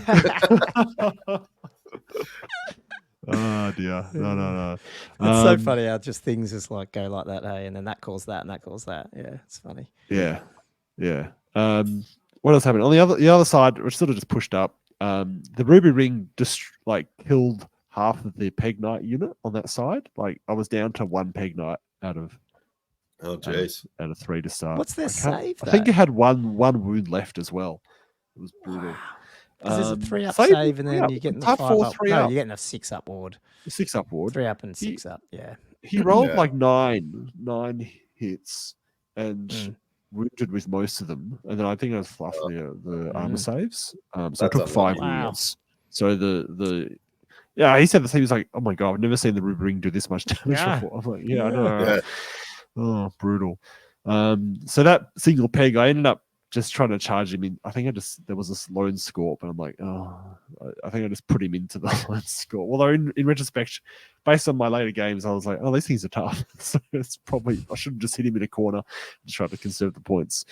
On that flank, because once those peaks were down, it was just the little errant bus by itself against the two Necrosphinxes. He actually moved those sphinxes pretty cautiously, and then I just backed off with the errant. And I think he realized then I wasn't going to try and charge him. So I think he was worried that the errants were going to do more damage than they actually did. Like, is that on the charge? Like, would you have still got the charge, or he didn't? He thought the errants had... Yeah, I think he was worried about them charging me. Yeah, I mean, me charging him. So he still moved up cautiously. And I think I did end up having to go in. That's right, because they failed their impetuous test. That's why they went in. Because otherwise, they was kept backing up and just holding them up. Yeah. So yes, they failed their impetuous, which is the other reason why I'm probably going to drop both of these errant nuts next time. So let's be honest, you brought them just to paint more figures, wasn't it? Is that what happened? Yeah, that's sort of what it was. I mean, I do have some paint, like some other Realm Knights painted, but they don't have any Heraldry on them. So I was kind of like, I want some Realm errands. So anyway, they go into the first one, they don't do much, and then I think because there's a tower right next to it, the second one can't really get in, fortunately. But they end up being whittled down over a couple of turns. I actually did survive a little bit longer than I thought, just from fortunate rolling and ward saving, killing blows here and there, and that type of thing. Essentially, because all these good stuff was out on the flank, I was able to just head in centrally pretty aggressively. Ended up going through his horsemen with the other Peg Knights into the chariot behind it. The Duke went through, and the Duke in the other realm went through the little block of warriors of 10, and then I think the Duke hit the big block by himself, unfortunately, which was a little bit disastrous. Because then he got flanked by another little unit of horsemen. Fortunately, he survived, and then the other errant sort of went in. The other realm went in and supported him. Ended up taking out the horsemen and killing. I think the unit actually ended up crumbling, because I ended up getting the other Peg Knights into that as well. So the whole unit of 25 ended up crumbled. Wow. The dragon, ended up taking out both of the squires. At this point, I actually tried to reform the Grails away, because I just didn't want to engage with this dragon at all. But I wasn't quite fast enough to get them far enough away. So he does end up just clipping me from the back of the lance with the dragon. My Grail Knight. Was that an overrun, or did he fly over that unit of squires? He killed the squires. And then didn't quite get it. I think I can't remember if it was an overrun or just a charge, but he ended up. I can't remember which turn it was, but he did end up clipping it. The funny thing was, in the challenge, the Grail Knight champion takes one wound. That's it. Wow, yeah. I've done that before. Flopped. So ended up just being I think I can't remember if he lost combat or whether I think he might have just lost by one, or was it drawn combat? Actually, I think it might have been drawn because we're still in base contact because we didn't detach. Because then I put the little block of 15 men at arms into the side of the dragon just to try to get more combat res. And then I made a mistake with this one though, because that combat round didn't run a challenge, and rather than accepting with one of the other Grail Knights, which I probably should have done because they've got high toughness and armor save and ward, and they're all champions because they can all accept challenges, the living legends. I do it with the men at arms champion, and he takes 5 overkill. Oh god! So then I lose combat horribly, and they both end up breaking or falling. I think the Grails broke, or the realm fell back in order, or something like that. But I really, in retrospect, I should have just taken the challenge with the one of the. Imagine seeing that in a novel. Like, you got these Grail Knights, they're like almost immortal type, and then this little champion men at arms who's going, no, I'm taking the challenge. In my head, I was doing it to protect the Grail Knights, but in retrospect, it was a really bad decision. Back to the Green Knight and the Chariots. So it ended up being a real slog down there. So because the BSB had left, so it was just the 3 Chariots against him. And he's slowly whittling them down. A lot he kept he's just fluffing attacks here or there. And then they'd be using the Abominable effect from the BSB to not go down as well. Hanging around, yeah. Hanging around. The BSB was carrying an extra wound or two, and in the last turn, I had a choice between I'd whittled down the Chariots to, I think there was 1 left. The other thing that was annoying with this chariot is because I was in the flank there and right on the edge of the board. When I charged the 3 of them, I was like, awesome. I'm going to cause him to give ground and go off the board. Yeah. But he killed 1 chariot, which meant so that then they gave ground. So then it happened again. So then he killed another chariot. The 3rd one gives ground. Like they're just on the board still. It was so annoying. And then there's 1 more chariot left with like 2 wounds. But his BSB moves over to threaten the Peg Knights, I think, because they charged a Scorpion, and he had his wizard nearby, and I was worried that he was actually going to countercharge. So I actually had to make that decision about, do I put the Green Knight into the BSB and still have a reasonable chance of killing him, or do I just finish off those chariots and just guarantee the points there? I end up putting him into the BSB, and he does. He didn't really. I think he got through 1 wound, which is multi-wounds 2, but then with Indomitable, it meant that he didn't crumble enough to actually take the BSB off, because that would have been a big point swing. Because in the end, this game he did win about 880 to 500. Like it's about 200 or 300 point difference. It was an 8-7. Wow. We both got 3 victory bonus points. It was 11-10 in Steve's favor in the end. So yeah, it was actually. Yeah. Quite a it close felt like game at the in beginning end. there that you were like, oh, this is going to go. I don't know. It seems like me, he seems like he didn't get his dragon into stuff quick enough. Maybe sometimes in this game, maybe. Yeah, I think I did a pretty good job for the first 3 or 4 turns of not giving his dragon anything to kill. But he eventually got into something that he could, unfortunately. The Green Knight, I think, did a pretty good work. And then centrally I was able to get quite a few points, taking off all the various skeleton warriors and horsemen. Because I think my goal was just to take off those, maybe the chariots. The Necro Sphinxes I had no intention of taking on, just sort of delay them. And the dragon, I had nothing in the army that can kill it. Basically, everything was designed around delaying it and avoiding it and taking off the other stuff, which I managed to do mostly. But yeah, there was a few errors that just meant I think he prevailed in the end. Anyway, who's up next? Because this is way more than 5 minutes. Yeah, it's probably that. Yeah, that's okay. I did have a timer running, but then I reset it twice, I think. No, not. I mean, I was asking you more stuff than you were saying. That was an interesting match, though, for me. Yeah. And especially against the person who won, so that's cool. So my this was the game where it got loose because, and Ben blames me for feeding him beers. He had a pretty big night, apparently. So anyway, Ben was the same Chaos guy that played at Belcon. So the same list, basically, except... And now my internet decides to lag a bit, sorry. Is it okay? Right. Yeah. Yep. He switched out a few little magic items, and one of the ones he brought in was the Ogre Blade on his Chaos Dragon. So, because last game, I had no issues going into his dragon, and we just sat there all game. This time he's got the Ogre Blade. But I was still in that mind of, okay, well, that's cool. What is he? I think he's strength 5. I might be wrong there. I can't remember. And I was like, okay, well, that's okay. Like maybe, you still got to re-roll it and, he still might tank it. But anyway, but at the same time, I knew he was going to be flying over here very quick, what I've thought. And so I was like, oh, cool. I might be able to get my first shot at a large target in this game.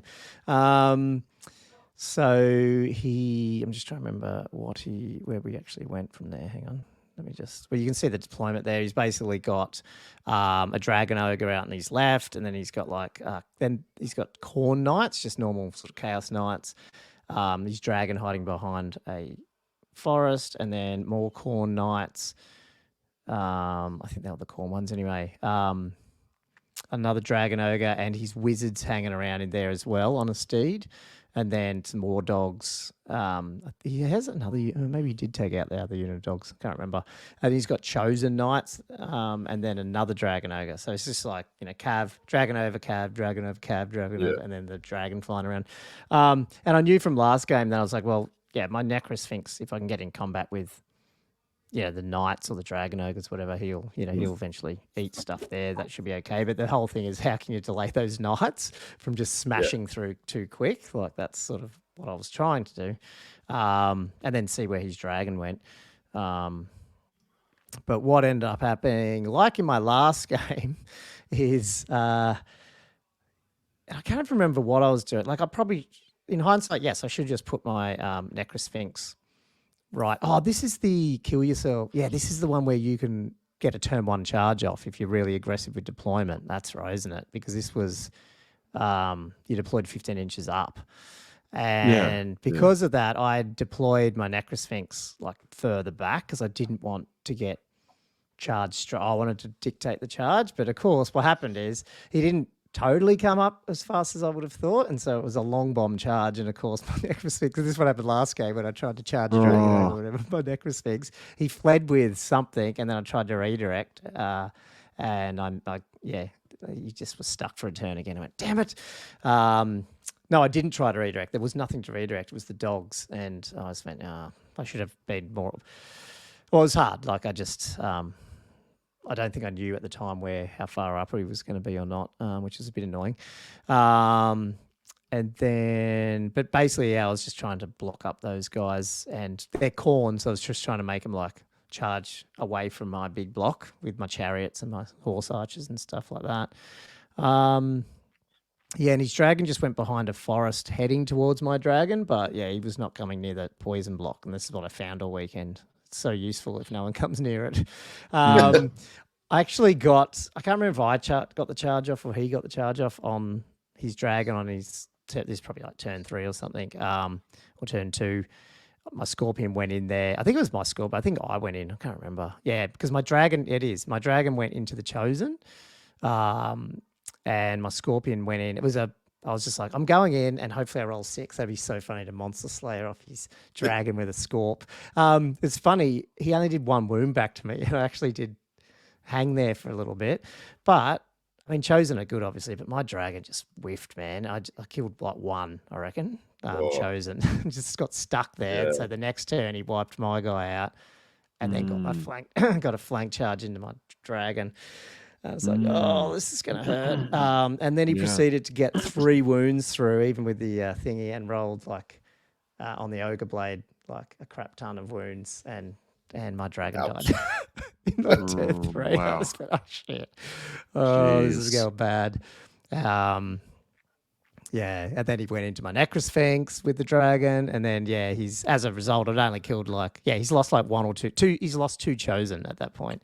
And then they just double charged my big block, and the whole thing was just wiped off the board. So that I was just like, what just happened? I was like, oh god, that ogre blade, and that's why when you just said Steve had the ogre blade, it's one thing over the weekend. I was like, maybe you do risk not having either the armor aegis or the talisman, and you just take the ogre blade because. I mean, it's just more of them out there. Like, my guy can tank stuff, but if they've got the ogre blade, it gets a bit worrying. No, it does. Yeah. So, I don't know. It was great. I mean, I like Ben's awesome. But he definitely wiped me through on that one. I don't even know if I got a wound through on this dragon this time. So it was a bit embarrassing, that effort, after like eating him last time. But I mean, that was because it was like 7 turns of combat or something. Yeah. So, anyway, so I think it was an 18-2 or so. It was ridiculous. It was embarrassing. Whatever it was really bad. Yeah, you were getting pretty irritated at that point in the day, pretty much. It was 18-2. Yeah, it was an 18-2 loss. I was like, whoa. Anyway, Ben went on to win 5th place. So I'll just say that. Nice. I gave him those 18. Nice. Sweet. So I ended up playing. This is well into the game, so I'll try my best to that's cool. Remember what happened beforehand. So basically, I was going against Daz, and as we know, Daz was helping out his son for the first couple of games at his first tournament, and Kendall was stepping in for Daz for a couple of games. This is using not the Buster list. This is Gomo's fluffy, easy list that anybody should be able to walk over, allegedly. And this was actually a pretty good list. Well, it wasn't. Yeah, it wasn't a walkover list. It was. I thought it would be easy to play.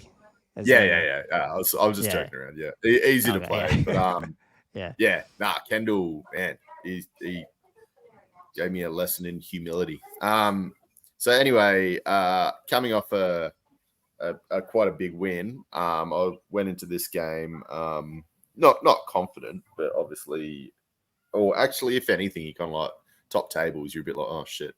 So anyway, I ended up deploying. Yeah.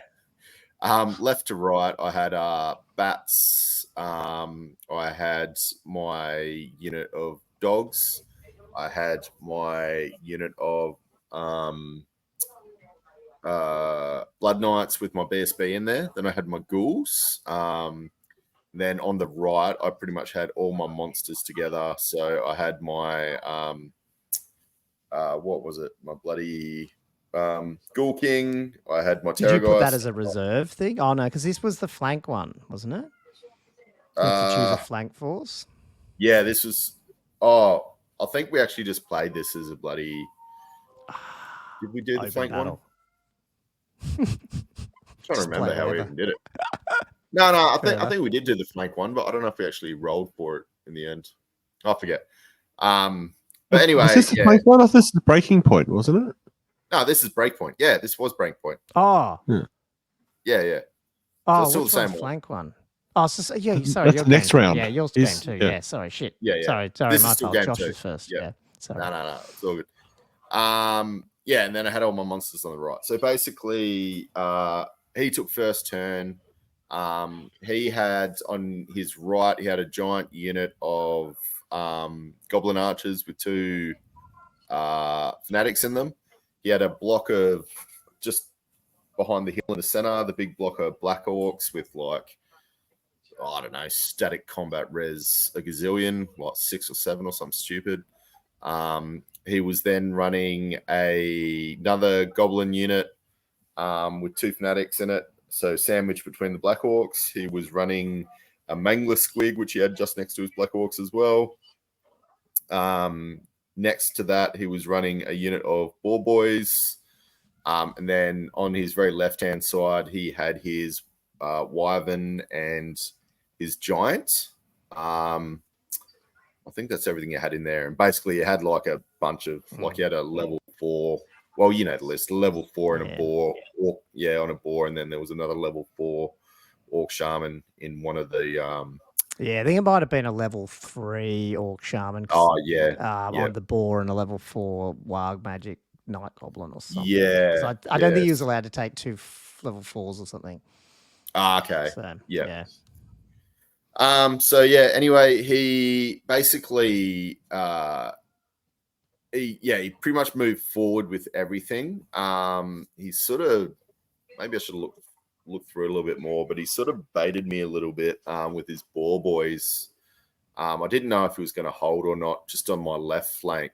So I had a pretty good sort of movement range for charges with all my monsters. So basically what's happened is on the left flank, I've decided he's moved his Black Orcs up close enough where I was like, oh, stuff it. I'll have a bit of a long bomb charge in with my Black Knights and just see how they go. So I sent my bats up towards the left, overlooking towards his archers on his far right. My knights basically went into his Black Orc unit. They got in there. On the right, I've charged pretty much everything I could into his ball boy unit. He's fled, and then that's meant that I've done an overrun into his. He had a giant on his left flank, so I overran into the giant with my Ghoul King and my Necromancer, and unfortunately, my Terragheist kind of just got left out in the middle of nowhere. What's happened is because I completely forgot how the Fanatics worked. Is basically he's unleashed his 4 Fanatics, and it's taken out, I think it was like 3 of my Blood Knights, maybe. So left 2 in there, and my BSA against his Black Knights. And I took out his giant quite easy, and they've turned around, but his ended up taking out my Terragheist, the lone Terragheist, with his Orc on the Wyvern. As you can imagine, his Black Orcs completely decimated my unit of Blood Knights just through their static combat res. They didn't actually really kill that many. I think they might have killed 1, and I killed 3 or 4 years. But it was just that static combat res, as you know, in that unit. So they popped. My unit of bats ended up on the very left flank, went into his unit of goblins, and basically they ended up killing them, overran, caught them. So, hey, I got something there. And also his Fanatics managed to take out his own Mangler. So Mangler's dead. Basically, he's taken his... he's taken his Wyvern well, as you can see in this picture. So this is kind of where we're caught up now. He's taken his Wyvern well out of the range of my Ghoul King and my Necromancer. And basically, I was going to charge into his ball boys, but I'm like, they're just going to flee again. So I thought, stuff this. So I'd done a little... he wasn't actually expecting this, he said, because the Fanatic's there. But I've charged into the side of his goblins, trying to get an overrun into his ball boy. Well, he's got his 2 shamans sitting there. So what he's done, he's decided to flee, but I was lucky, and I actually caught them. So I ended up... Ooh, this might be... Yeah, it's definitely further on. But basically, I ended up a little bit closer with my Ghoul King. His Black Orcs got into my Ghoul King in the end and took that out. For some reason, he's charged his Orc into... So this is my Necromancer you see on the screen. So he charged his Orc into my Necromancer thinking that his Assailment spell was going to take me out. I don't know if he was just doing it for shits and giggles, because I was like, really? I was like, this guy's not powerful at all. Like, he's only got 3 attacks and bloody Abyssal, but I've got a Salmon as well. And then at the start, I'm like, oh, do you want my list? Here we go. We'll go through it. And he's like, no. I'll go, I don't play like that. So I was like, all right. So he didn't realize until he was like charging in. He's like, oh, I'll kill this. I'm like, I've got a Salmon. He's like, oh, okay. And he was having an hour, and he's like, stuff it. Let's just go in. So he was having a bit of fun. So anyway, I took out, I think his 2 mages. But yeah, he got into my, oh, that's right. Sorry. I took his Wyvern down to, he only had like 2 wounds left. And then I tried to send my general, the Necromancer, into his Wyvern. He actually fled, and then that's what's put me in a position for the Black Orcs to charge into my flank. And I popped, and that was game. And yeah, so in the end, we ended up... Seemed pretty close, though. There was a lot of deaths. We just had stuff still hanging around. He still had his big Black Orc unit. Yeah. He won on the... I think he got the 5 points for the break point. Yeah, and right. I only got maybe 3 points. But, I mean, my whole army was pretty much wiped except for I had the bats in the back. And I didn't get a heap off him. So, yeah, ended up being maybe a 6 to whatever it was in the end. I think he got like a 15 or 16. That's so funny though that you can just like pick up a list, play a few rounds with it, and he still goes awesome. Kendall is a frigging good player. He's like the only time I've beaten him was when he blew up his Lord of Change in turn 1 in 8th edition. He just exploded half his army in one go. So it felt like that anyway. It's the only way I could beat him. So, I've heard some rumors about Kendall. I don't know how true it is. But yeah, he's the dark horse. It's definitely the dark horse. Round 3. We better round 3. Let's crack on. Go on. So round 3, I was up against Anthony Solari with another Tomb Kings, second Tomb Kings in a row. He was playing the Nekaharan Royal Host Arcane Journalist. This is the one I was interested in hearing about. Yeah. Really? Oh, just how it all went with all these chariots. Yeah, because he had 2 Tomb Kings, each on a chariot, one with Flail of Skulls, and the other one, I think, had Conquest Blade and Talisman of Protection. 2 units of chariots. So 1 Tomb Guard unit of 4 chariots and 1 unit of 4 regular skeleton chariots. Then he had a massive block of skeleton infantry cohort with spears and bows and stuff. I think it was like... And the poison banner as well. Yeah, and the poison banner too. Yeah. So it was 18 warriors and 27 archers. So it was a ridiculous big unit. A few before Usapti, another unit of 4 Tomb Guard chariots, a Scorpion, 2 horse archers, and 2 skirmishers. The flanking thing, we both ended up choosing the same flank. I put 1 errant and a peg knight on my flank, and he had the Ushapi, the unit of regular chariots, and some horsemen on that far flank. I ended up choosing the same flank, essentially, so opposite each other. And then there was a fair bit of terrain on this table. There's a few forests around. There was also quite a few fences around, and actually the size of the central deployment zone, it made it hard for him to fit his 2 big units of 4 chariots and the huge block and not be sort of obstructing each other and still fit around the terrain. He ended up having to deploy 1 of his chariots behind a fence. Right.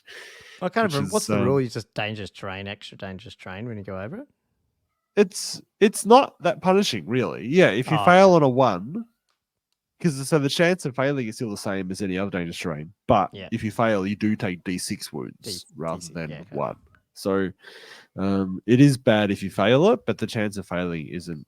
So it's completely different to like 6th ed. 9th, where you go through a forest. Was, I think 8th wasn't bad. Because I think 8th you still had a roll of 1 and then it was D6 wounds. But I think 6th ed you just. I'm thinking 9th where you roll different numbers of dice depending on. Oh, in 9th age? Yeah, I think 9th age was different. Yeah, 8th ed wasn't.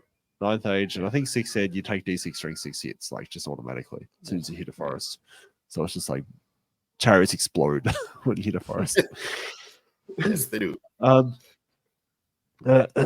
So yeah, I in this game I was actually starting to change my deployment a bit. I was actually starting to put the errants a bit more centrally than I had been doing for the first 2 games. For the first 2, I'd really put them out on the flank. I was finding they weren't doing a very good job by them, like as much. I was hoping to have them a bit more on the inner flank and have the pegs on the out, so that maybe the errants can come inside a bit more and maybe support charges with the other knights. So yeah, essentially he had this big massive block in the middle near a forest, and I had the Grails opposite that, the errants across from there as well, and then my other realm and errants and the Duke across from his 2 units of big Tomb Guards chariots with his Tomb Kings in them. Basically, what happened was, on the near flank, he's moved his horsemen up. I charged it with the Peg Knights, killed them out, and then I had like a 13 or 14 inch overrun to hit the chariots, and they missed it by 1 inch. Like they came right up in front of the chariots. Fortunately, being 1 inch away meant they didn't get impact hits when they charged, and then that combat ended up being like something that lasted like 6 turns because we just kept drawing, and just didn't go anywhere. Probably the two major sort of thingos that happened was first the Green Knight appeared second turn this time. So the first two games he came up first turn, which is awesome. This game he came up second turn, charged a Scorpion in the side, and destroyed it, and then overran into the one of the Tomb Guard chariot units. Unfortunately, where he overran, I didn't realize he actually straight into the Tomb King with the Flailess Skulls. And he killed the Green Knight just like immediately.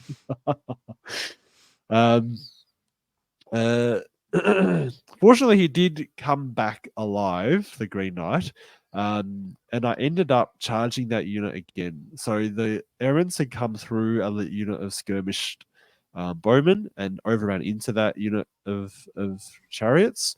And then I had the Green Knight pop up, hit that in the rear, and also had flown my Duke over the top, and also hit them in the rear. At the same time as that happened, I had one of the Peg Knights go outside on the other flank to also take out the other unit of horsemen, and they were coming into the side of that unit. But there was also a second unit of skirmish bowmen sort of enveloping that whole flank. So they had to hit in that combat. They actually had to kill that unit of 10 bowmen. And of course, they only did like 2 wounds and didn't do enough to take it out. So, and I kind of needed the help because that combat was actually ended up being drawn out a bit. The Green Knight ended up in a challenge with the Tomb King again, and they ended up not being able to kill each other for ages. The Duke ended up, him coming in actually killed off a bunch of chariots. But yeah, the Green Knight, I think he did end up killing the Green Knight in the end, I believe. Probably the biggest mistake I made centrally was I actually decided, because I had no other targets at this point for my Realm, Grail, and Errant, but just to charge the massive block of warriors and bowmen. Triple charge. Now, unfortunately, it looks nice in this photo, but he's sitting on the forest. Like the forest isn't that obvious anymore because it's just a little piece of. I was literally in my plastic. head thinking that. Like it's good how they got those like base things, but their perspex clear and you can't. Yeah. Did you forget or? Yeah. Okay.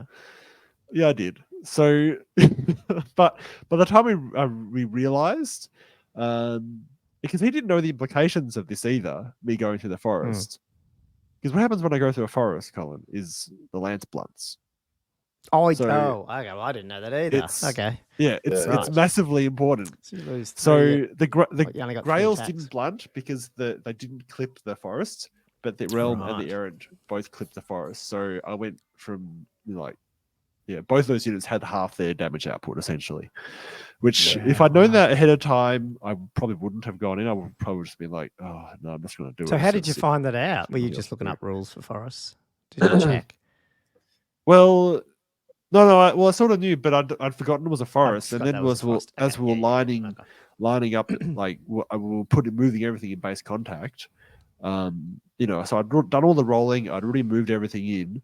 And then I think he made some comment about being on a forest and does that affect the combat? And then I was like, oh no. These two lanes. Did you take your lowest dices and everything then as well? No. -1 movement? No, I didn't do anything like that. I didn't do anything like that. Because you didn't know at the time. So I could well have failed. Yeah. Actually, it's true. I didn't even occur to me to just. So yeah, I didn't do that, which not necessarily not have been the worst thing if they'd failed in retrospect, to be honest. In retrospect, yeah. Because they went in, they did do like 14 wounds or something. And essentially, I think half the unit was left at the end of that charge, even though 2 lances were blunted. But then they just gave ground, and I followed up with the Grails in the center because I could. The other 2, I just reformed back into lances and got ready for counter charges because they had the chariot on one side, had the Sharpie on the other, and I think, and that was the trap, obviously. And in retrospect, I shouldn't have taken it.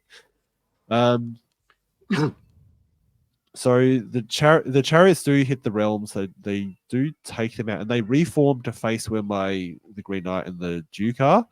I ended up being able to get a double charge off with the Duke and the Peg Knights into that chariot block though, and killed them on the charge. The Ushabti do hit the errants.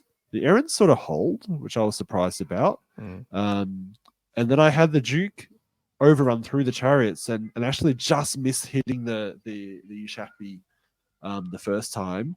And he does end up charging them though. This is like the last turn that we played. Doesn't do enough to actually take them out or anything like that. I think we only played till turn. Well, I think we got to turn 5. Like the first 2 games I played, I only got to turn 4. So these games were actually getting long. Yeah, a bit like that. So it was actually pretty bloody. We'd both done quite a lot of damage to each other.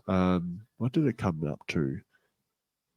So I was an 8-7 in my favor in the end, and I got 1 bonus point, so I went to 9-7. Cool. In the end, so yeah, it was quite a close game. There was a bunch of errors that I made. And yeah, it was interesting though. It was definitely interesting. I'll take this off now. Right. Cool.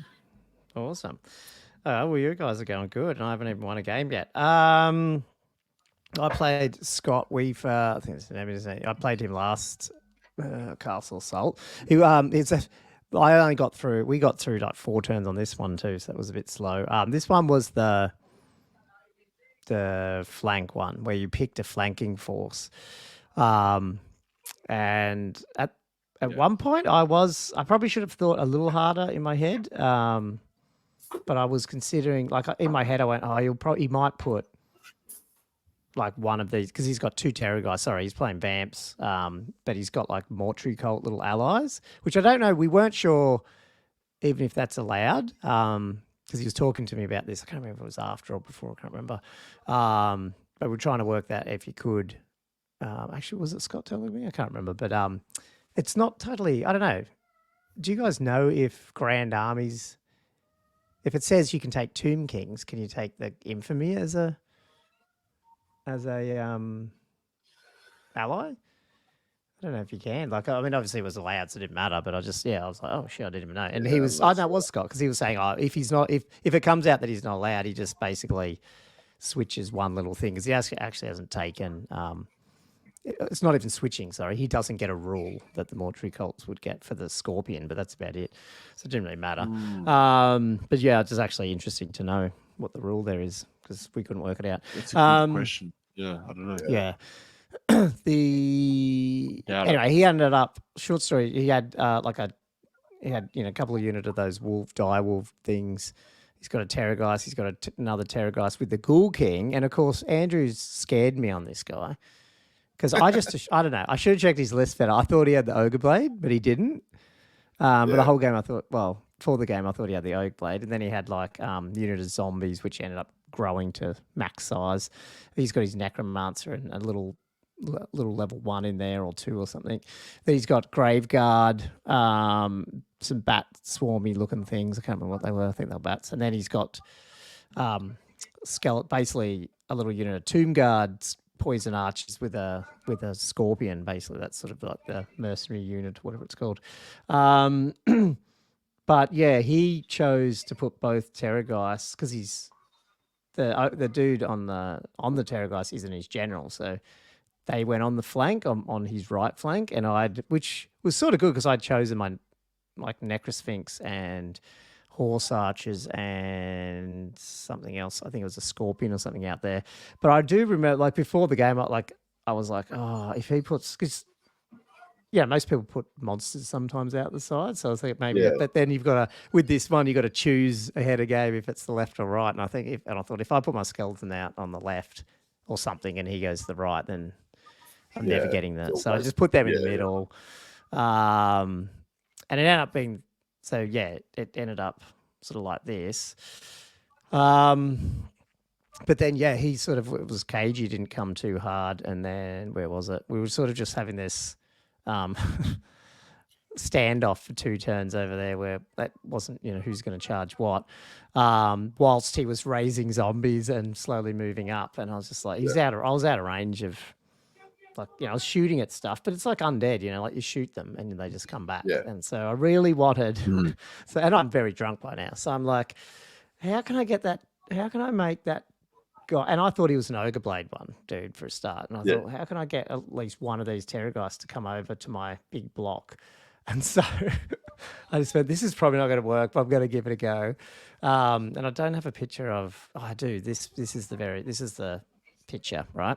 So I've moved my archer block ready, right? And it's quite far distance here. And I sent my Necrosphinx as a very juicy target right on top of this hill with its flank facing both Terrorgeists to go, come at me, bro. And then over on the right, I charged my chariot and my dragon into the flank of his Graveguard unit. Yeah, so I went, cool, I'll hold them up. My Necrosphinx will die. Hopefully he doesn't roll ridiculously high, and I'll get at least 2 shots off, like a shot or 2 off of my poison blocks into these dudes. So I don't know if it's a bad plan, but that's what I did. My dragon proceeded to fail the charge. It didn't make it into the. It was a pretty long charge. It was like it wasn't ridiculously long, but it was like I would have needed an 8. And when when you're rolling 2 dice, throwing the lowest and then rolling again, it's it's not a it's still a 50 sort of it's probably better than a 50% chance, but anyway. So, but of course, what happens is he kills my chariot and he's allowed to overrun. He didn't realize. I think he said he wasn't, and I said no, you get to overrun. So he overran, and then his next turn he charged the Graveguard into my skeleton block. So, like, that screwed my whole plan up because they went in my skeleton block. And, yes, the Terrorgeist did come into my Necrosphinx and wiped it out. And it just went downhill very, very quickly after that. Oh, no. What a disaster. Like, we probably would have had some more. Like, my dragon didn't die. Wait, so with your overrun, you just go straight forward, do you? Like, you don't go towards what you kill? No. That's just 2d6 overrun. Okay. Yeah. And you charged him, but so he overruns 2d6. Well, when you destroy a unit in combat, you get a 2d6 overrun. Yeah, it makes no sense. I was like, fuck. And like, so he was a bit late to the game. We only got into this turn 4 or whatever, and so my dragon didn't. What ended up happening? I didn't take any more pictures. My dragon just went, "I've got to do something." So I went and ate all those mortuary priest unit. But that was about it. And I was trying to get back around to get the zombies, but it just wasn't going to happen. I think I don't know. I don't know if more turns would have helped me because by then his Graveguard had eaten. Yeah, you're pretty screwed. Yeah. Like, I don't know. I don't think I would have ever seen that coming either. Like, it's just it's not intuitive at all for him to just surge forward because you charge him in a flank and then he kills you. Like, it's so bizarre. I could have played this way cagier and I would have, but at that point, when it's like 6 o'clock or whatever, 5:30, and I was like, this is a good plan, and then it just didn't work. But how good would it be? Flawless plan. Yeah. Dragon had got in, you've probably been okay. Also, the other annoying thing is why the zombies are here is when he went in, he's like hitting me with whatever he had. He had some other thing. And I went, isn't it the Ogre Blade? He went, no. So he didn't kill my Necrosphinx straight away. That's why the zombies eventually got in there. So this whole time I thought he had the Ogre Blade. I should have, anyway, it's my fault. It's dumb. So I was about to quit. Well, I was joking. I like the game. Don't get me wrong. But I was having fun saying, that's it. Game's done. I'm going back to 6 then. Because after all that, it was like 11-4. Very so I ended up you were really annoyed. I was firmly in the bottom place after day 1. I was on 10 points. Oh, my God. There's only one way to go from there, but that's right. Yeah. Only go up. It was fun. Look, I was just having a joke. I've never seen you so down on Warhammer before. Like, so upset about it. When you're quit the podcast, go to 40K, go to 60. Yeah, that's right. I think there was some drunk comments like that, but it was all a joke, obviously. But yes, it was funny. Yep. You're back. Well, cool. You had a slightly more successful day 2, which I think helps to bring you back into the fold, right? Yeah, like if you looked at the results, it didn't go great, but it didn't look that bad. But yes, it's funny. Well, I'll learn to play this game at some point. It's just funny because I thought I had a plan and it just never worked. Well, yeah, that's the thing. You did have a plan. It just didn't work. I think people realized what your plan was and were able to avoid it. Yeah. And then what just happened in that last game, man, that's just terrible. Terrible luck, really. An overrun that ruins your perfectly placed trap. What the? Perfectly placed trap. Anyway. All right. So my game 3 against Patty. She's running Wood Elves. I was running Vamps, obviously. As you can see, I was probably on about my 14th cup of Dutch courage there. Anyway, this is pretty far into it. So I'll go my initial deployment on the left. So basically, I decided to deploy my reserves onto the right side. And in my reserve unit, I had, as you can see, the ghouls there. I did have a unit of dogs, which you can no longer see, and I had a unit of bats.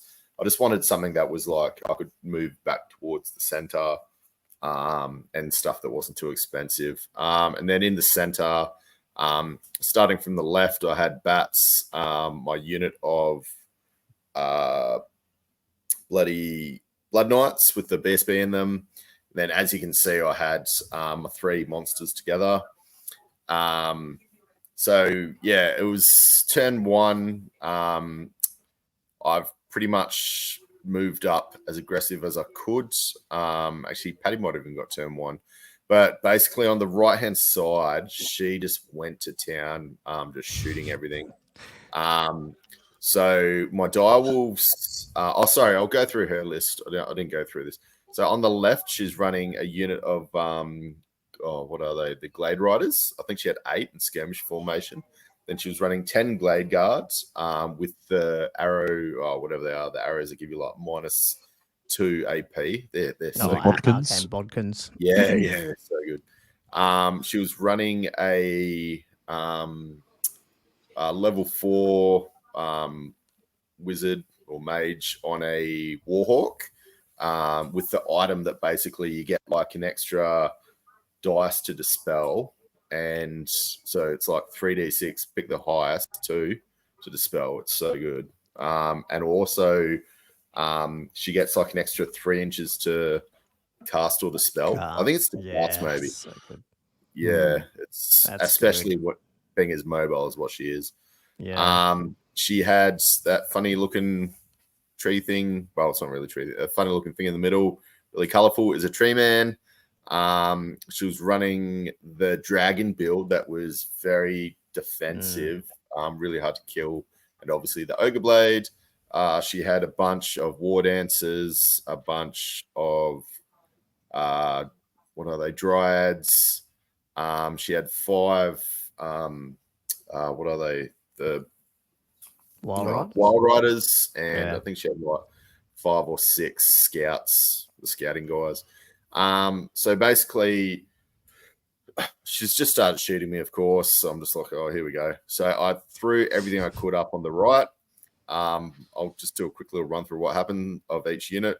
So my dogs got shot to pieces, but they actually did charge, and I think I got 2 or 3 dogs in. She killed them down to 1 dog. My dog might have killed 1, and they crumbled. The ghouls next. We were treating that lava as dangerous terrain. So the ghouls are running through the lava, getting lavaed. So I was losing some to there. The rest were getting shot, and then she did. Forget what is the template that you drop and it moves over you and does D3 plus Pillar of fire. Flame. Yeah, pillar of fire. Flame. Yeah, that Pillars. one. Yeah. Pillar. Yeah. So she dropped that, and then she's moved out of dispel range. Classic move. So I'm just getting Pillar of Fire.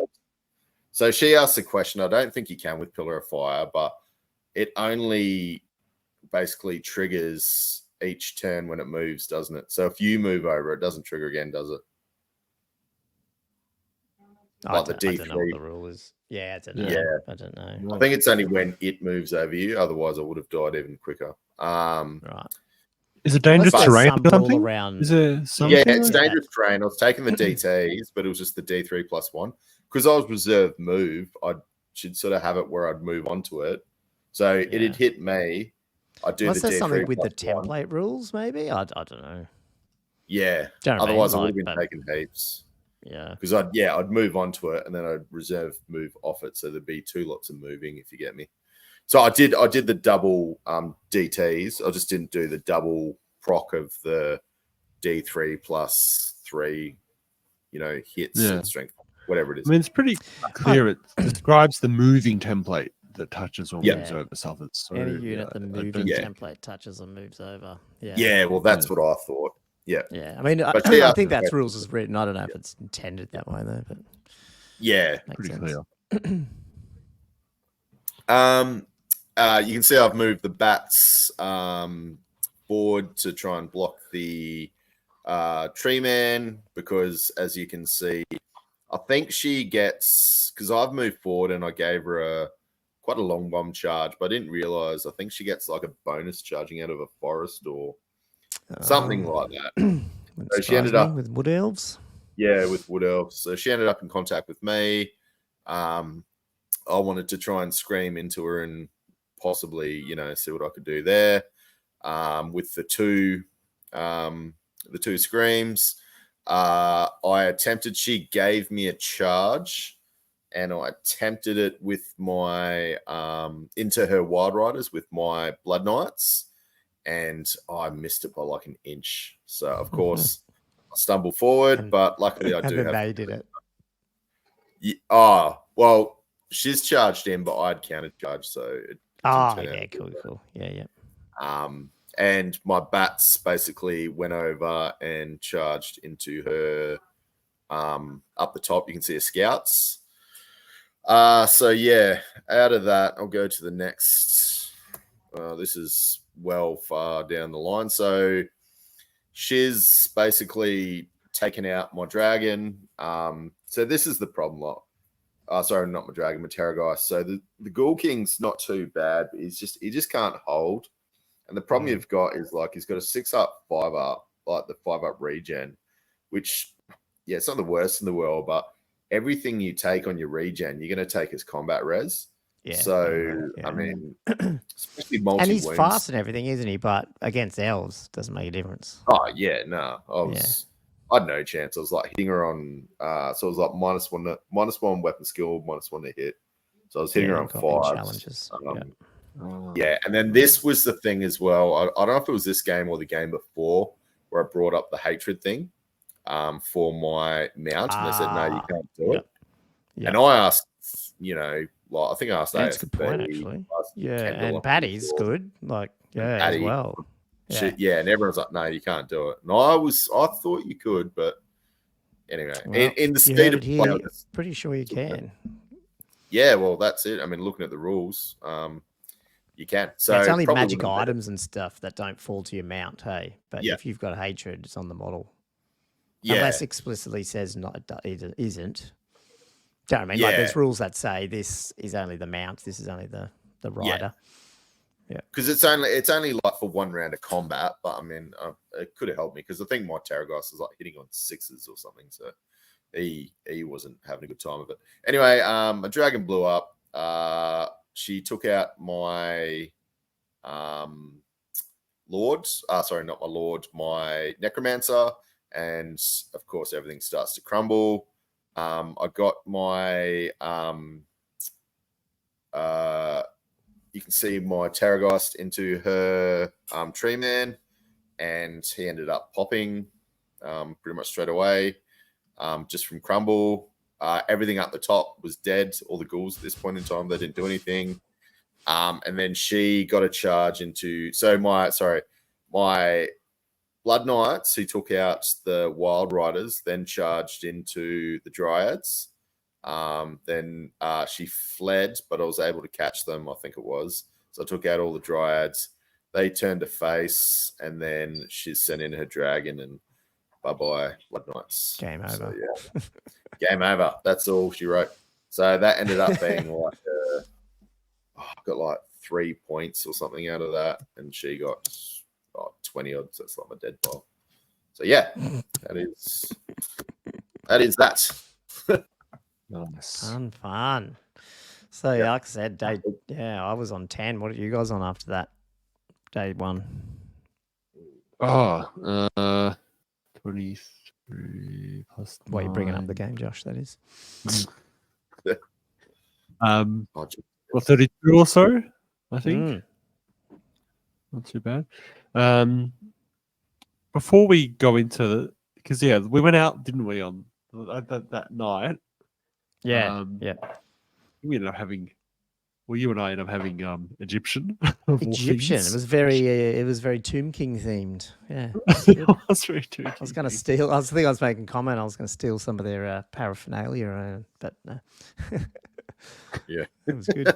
It did not occur to me on the night. Did you? And then I met up with wife and friends, but I think you went back to SJ's for a little bit. Did you? Karaoke? Did you do any karaoke? Yeah, I did not do any karaoke. No.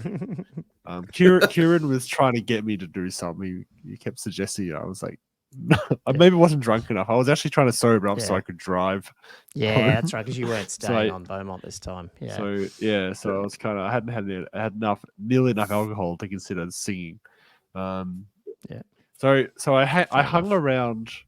Actually, Jim came up to me, by the way, while I was there. Jim, our Patreon, and he was like, I didn't realize you painted such nice models. He's like, I always hear the other two tease you about being really slow, and I thought that just meant that you're really bad at painting. And it was like, oh, you actually got really nice art. I'm like, oh, thanks, I guess. Really random thing to say. His army's awesome too, isn't he? Yeah. And he Kieran. So I hung around to watch. I think Fury do the Killers song, and I think Kenny did the Whip It song, and I was like, all right, I'm thinking that's enough. I'm going to go home. Yeah. The next morning, Kieran goes up to me, goes, Josh, I sang a song for you, and I looked up and you were gone. I dedicated my karaoke song to you. What? This is going out to Josh. Do you know what the song was? I don't know what he. I don't know if he actually announced it was for me, or whether he was just thinking it. Because I wasn't there. He just said that he sung for me. He told me what the song was, and to be honest, I can't remember what it was anymore. That's funny. But yeah, I felt really bad, so I hugged him, and then we got on playing Warhammer.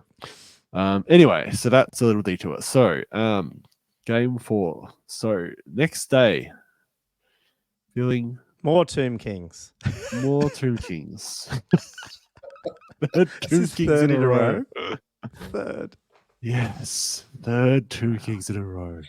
This is up against Guy Hubbard, who I think he was saying he's been a competitive 40k player quite a bit, but he was just trying out the old world. And he brought a Mortuary Cults.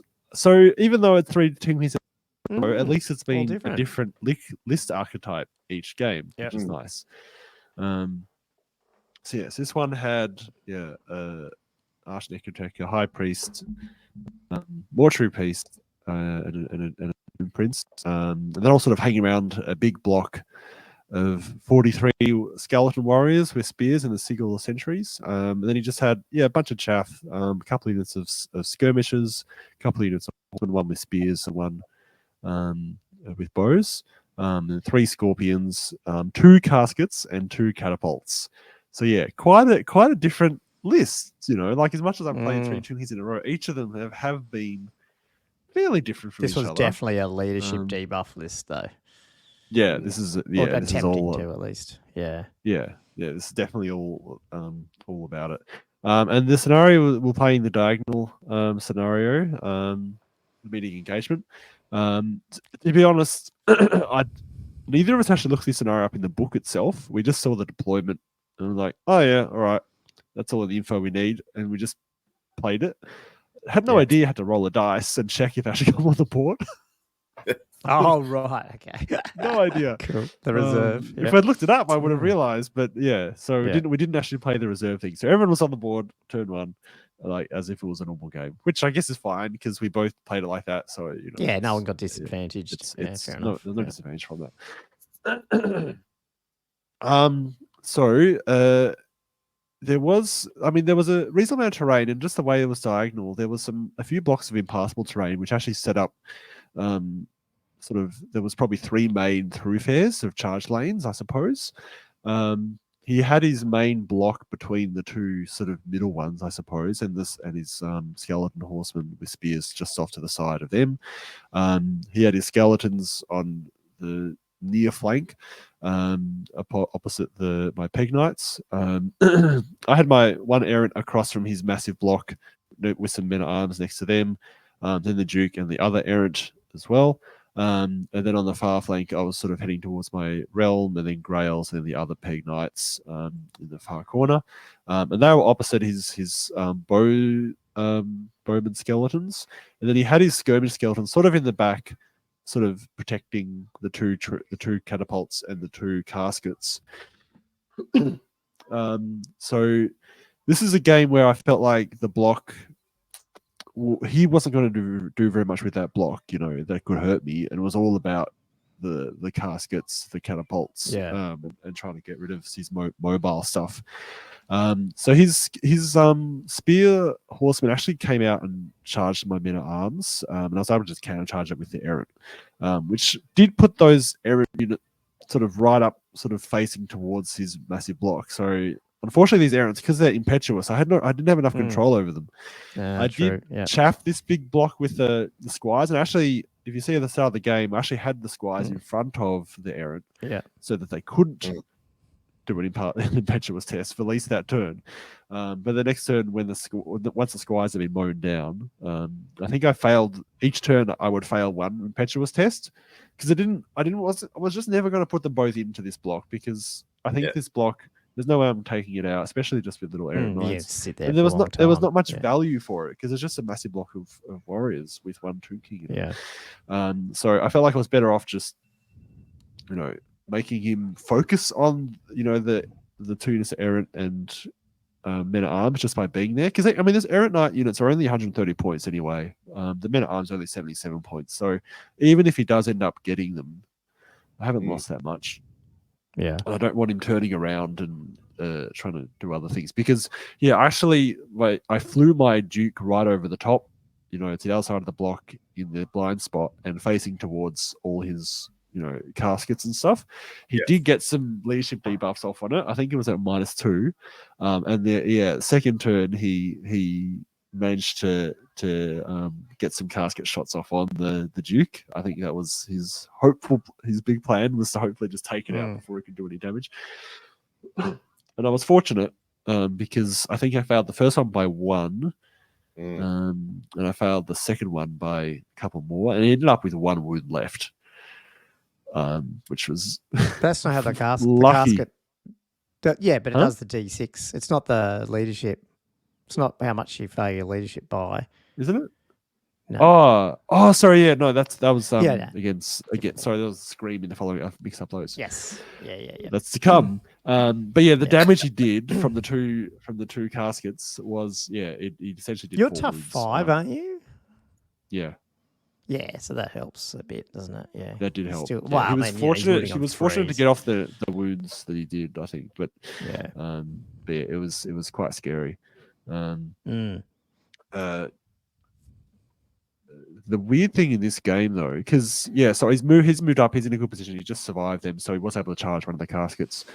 The Grails just head straight into the horsemen, charge through that, and they sort of end up in the back line pretty quickly. And the Grey Knight pops up in a pond. I think he was turn 2 as well. That's awesome. It's great, and he can just charge into the other casket. So on my second turn, I've been able to charge both caskets, one with a Duke and one with a Green Knight. Wow. Yeah. Unfortunately, because I was a little bit unclear about what the casket was in the rules, and he clearly didn't know either. This is completely you guys wrong. Were playing as tough 6 type thing, right? Yeah. Tough 6. Is that what you mean? Yeah. Yeah, tough 6 and with like 8 wounds or something. Like not just tough 6 with 4 wounds, like tough 6, but then also 4 wounds and all 3 across like the board. 4 wounds and 4 wounds. Yeah. So yeah, but then you guys didn't blow them up either, did you? No. So so this is the thing, right? So I charged them both. They both survive. Like a Duke goes in with 8 strength 7 attacks. Yeah. Does at least 4, maybe even 5 wounds for this tough 6 thing. And then because of Indomitable, it doesn't pop. I think it has 1 wound left. And then he regenerates it. I think I have 2 more rounds of combat. Where's his necro? So is his dude in the middle of them? Is that like in that block? Like he's Hierophant? It's behind the block, just behind the block. Okay. Oh, yeah. Okay. Zoomed in. Yeah. So they're just chilling out, just in there, just floating around. 2 more rounds of combat. I think it was 2 that we played out before we realized what we're doing. And that's only because I actually charged the other catapult with the Peg Knights. And I was getting confused about how it worked because I was like, he was talking about it being a single base. I'm like, oh, but it's just in their crew. Like I'm still thinking 6 head guys. So then I ended up looking it up in the book, and I couldn't find it in the War Machines book, obviously, because this book is very hard to find the answer that you're looking for sometimes. So I'm looking through the War Machine section, not there. Then I see a little paragraph saying the War Machine, the crew or something, act on.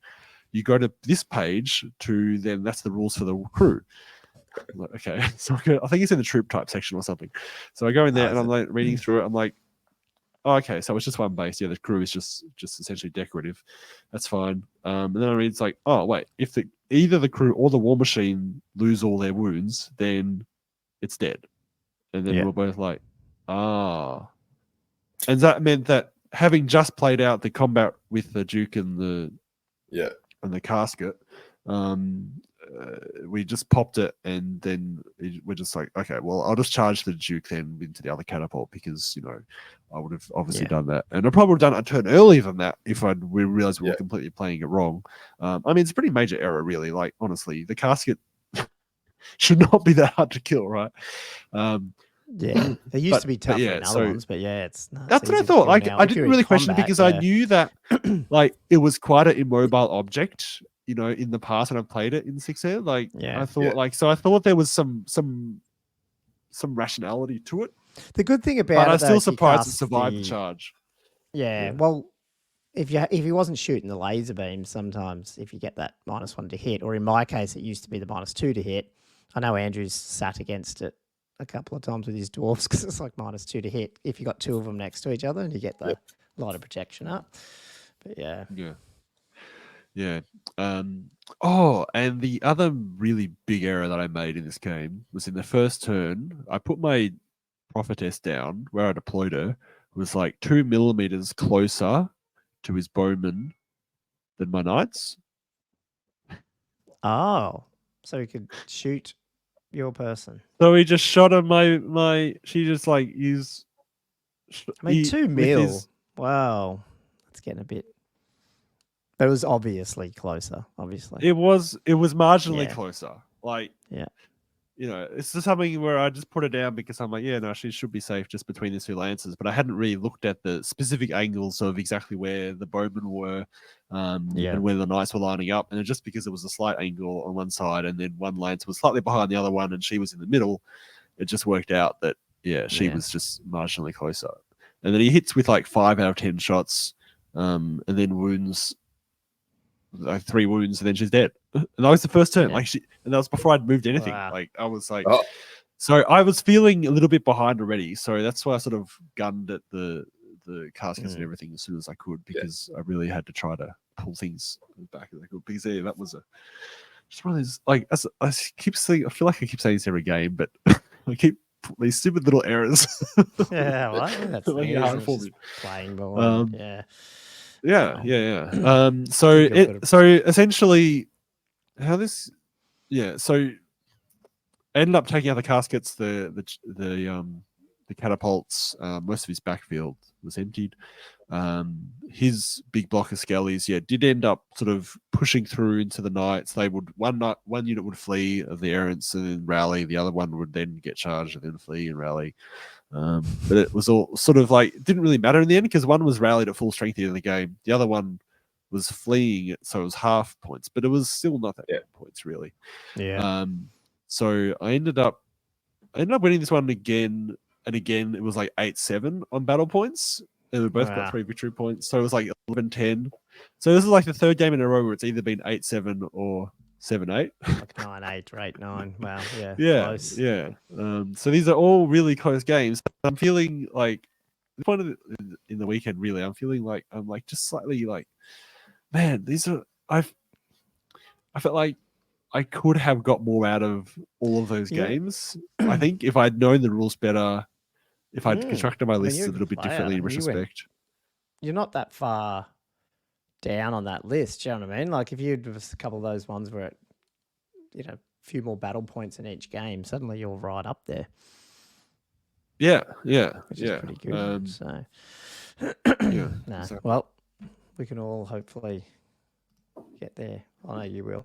My game 4, so I really need to redeem myself. And I didn't take pictures for the first couple of turns. As you said, it was meeting engagement. I did roll the dice and I almost got as good as... So in Belcon, when we did this, I rolled 5 1s to start the game and had 5 units off the board. I rolled 3 1s to start the game in this one. And I was like, are you kidding me? It's happening again. But it was... it ended up just being... Oh, sorry. It was the massive unit of archers was off the game. Off to start the game, and it was 2 scorpions, which wasn't too bad really. I was like, oh, that's okay, because they're at least swift stride and 7-inch move they can get up there. But the big skeleton, the big block was a bit crap. I knew this going in, so I did change my magic spells up. Like I definitely took the reserve move spell because I just needed that last time. And I'm playing Daryl Keenan's demons, and so like me and him are down. He's on 14 points, I'm on 10. He used to play Tomb Kings and 8th, I think, and stuff. But yeah, it's basically like it's demons. So I was like, but he's got the Bloodthirster with the monster slaying axe thing. He's got like that Soul Grinder, which is like reserve move and shooting cannons and stuff. And then he's also got trying to remember what this thing was. What was that? Oh, what's that? Skull Cannon. And he's got 2 units of Bloodletters. 3 of those the Juggernaut guys. What are they? The Blood Crushers. And then he's got like a Herald of Corn on a Blood, like a Juggernaut. So that was in that unit. I think that was about it. Like it's a pretty small army, and obviously, like demons are good, but then if you are shooting magic and stuff, obviously they get no ward save. But because this was that meeting engagement or whatever it's called, and it's only like 12 inches away, I was very like I had to drop. I was making sure I dropped everything, and I had 3 units off the board, so I didn't have as many drops as I usually do, and I did not want to put my dragon near his Bloodthirster, not straight away, because I mean he's got the monster slaying sword as well, and he's hitting me on 2s. This is the game where I went, I'm not going to use the Armor of Ages because I didn't want him rolling 2s re-rollable. You got to admit that's the right move, isn't it, Josh? I don't want him re-rolling his hits when he's wounding me on 2s with his strength 8 or whatever the hell he is.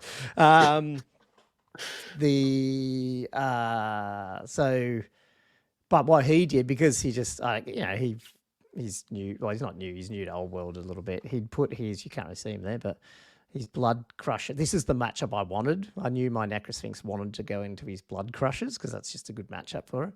And he put his 3 guys there with his BSB guy there as well. So I just dropped my guy right across like 12 inches away.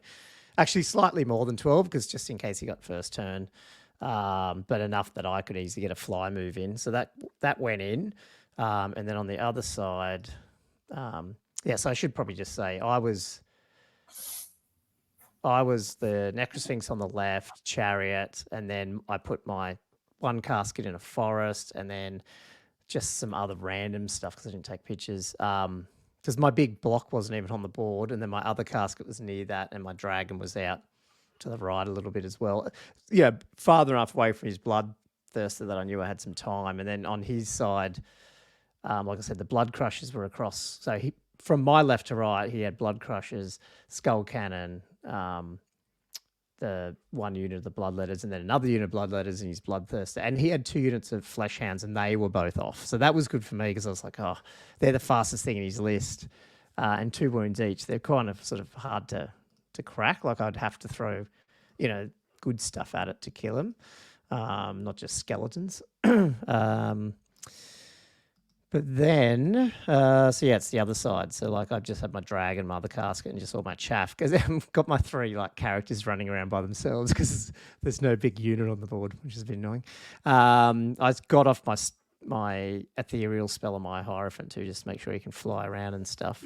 So that was okay. But then in his first turn, I'd gone in with my Necrosphinx on his left. On my left, sorry. On his left, his Bloodthirster, who was in the middle of the table, flew heaps far up and sort of maybe to try to get my my Necrosphinx in the flank, but I'd already thought of this. I thought if he's aggressive with his Bloodthirster, I'm just going 20 inches with my dragon into his back, so just to screw him around. You know what I mean? Like I've got my giant behind my bone dragon behind his lines, and because he moved up so aggressively, I just went cool. I'll just zoom over the top, and then I've got a couple of shots then at the Bloodthirster with like the casket and stuff like that because that's what I wanted to do. Whittle it down for a bit first. So that was that. And then, my second turn, I think it's either second or third. I'm pretty sure it might be second. Because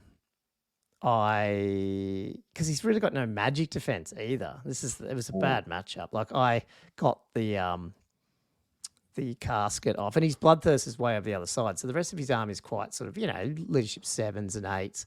I got the Light of Death off on his Soul Grinder, and he failed that, and then rolled whatever he rolled. I can't remember. I rolled the damage and killed it. And then I did the same thing to his Bloodthirster and killed it. Turn 2. I was like, oh my shit. God. Yeah, wow. So it finally swung back to me, and I was like, oh, this is... so you can see my Bone Dragon flew over his Bloodletters. And then I went, cool, I'll just shoot. His Bloodletters are tough 3, and just sat there and just shot them to death. And then everything's working finally. Yeah, like my Necrosphinx ate his other going guys.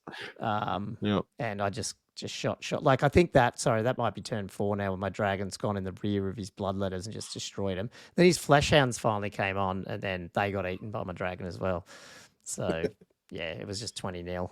It went pretty quick, and I think we were wandering around for an hour or so before lunch because it just went so quick. But there was 2. I've never seen the caskets kill 2 big things in one turn in turn 2. That was pretty good rolling. Yeah. So.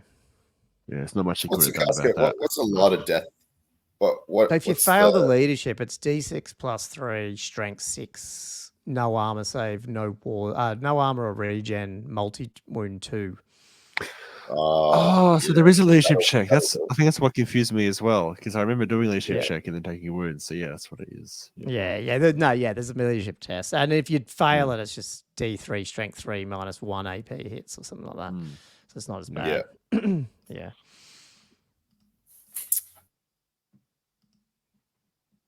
Cool. Is Andrew locked up? Oh no! His battery out. Just as he was about to start to do his, shall we? We could jump back to him one. We can't do your one yet, can we? No. Turn 5. Well, yeah, because it involves him. Yeah. Well, do you want me to do my turn 3? Last game, sorry, while we see what happens with him. Yep. Oh, hang on. Oh, is he talking? No, he's not. There he's back. Yep, me back. Did I go? Yep, you're back. I didn't know what happened. Yeah. Right. Yeah, you were gone. So that's all right. Sweet. So this is my game 4 against Daniel. Dan, I think it is. Yeah. Sweet. So he was running beasts, and basically, is this? Yeah, this is early on the piece. So I didn't get a shot of deployment, unfortunately.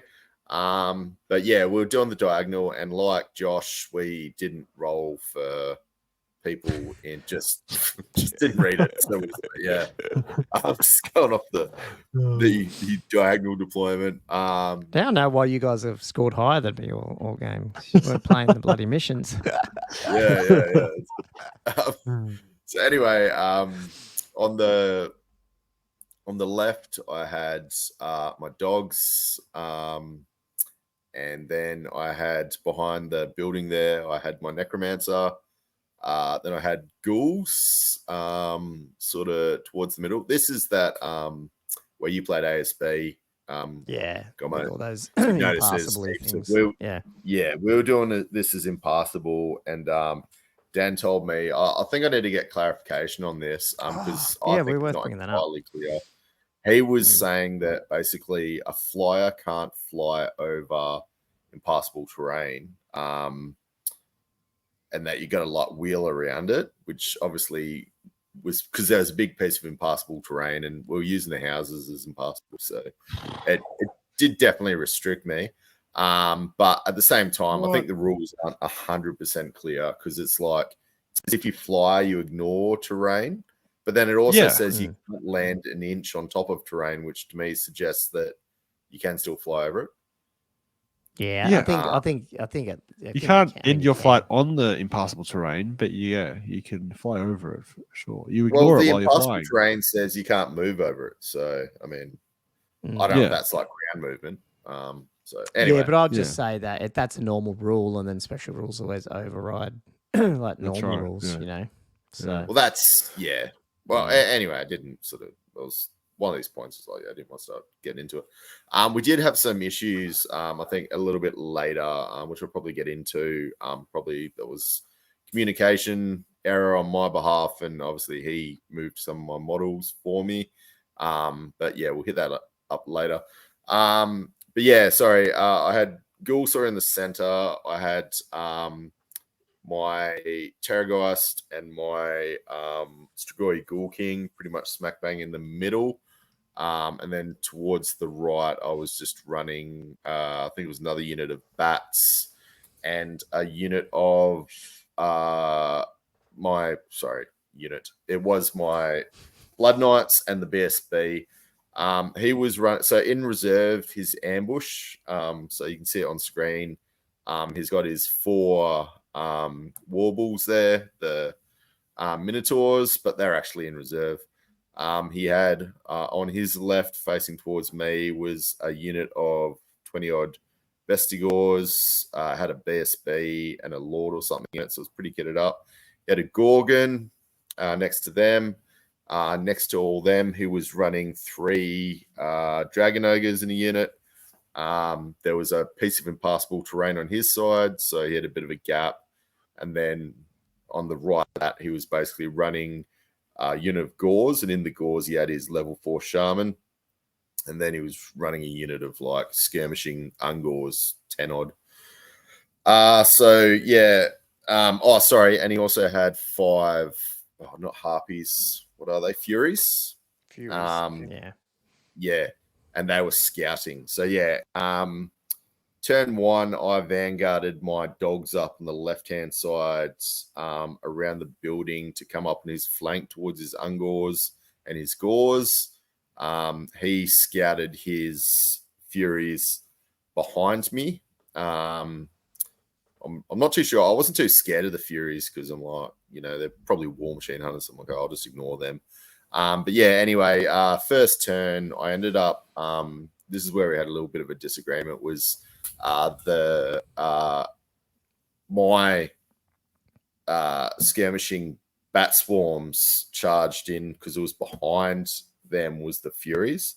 So they charged backwards. He didn't think we could do that. So we had to go through the rules and Obviously you can, but yeah, there was just I think Dan's played like quite a few editions like myself. So he's probably just, sometimes you get a bit flustered. There was a few of these, like obviously we had to clarify a few rules. Well, it wasn't in a bad way or anything, but yeah, there was just like a few rules clarifications throughout the game. It's annoying when you don't know the rule and then you realize, oh shit, if I'd known that. Yeah, like something bad happens to you because you didn't know the rule. Yeah, especially if you're planning. It's fair enough you're in a tournament, but that's Yeah, like if somebody does something, I don't. Sometimes you're thinking, oh, maybe there's like method to the madness sort of thing. So yeah. So anyway, that basically turn one. I've moved up my necromancer and whatnot around his flank on the right, which was my left. I was really keen to take out his gauze because I had his level 4 shaman in there, and he only had gauze and an Ungor unit, so I was like, I wasn't too worried about them in combat. He was a little bit standoffish on the left-hand side, but what he ended up doing basically was he ended up ambushing in his Minotaurs, and the Minos ended up in front of his Gore unit when they came on, just to give him a bit more, I suppose, firepower on that side, so to speak. I was a little bit standoffish on my right-hand side because I was pretty keen to sort of take his left out. So I was sort of like moving backwards slightly and just waiting for him to come to me.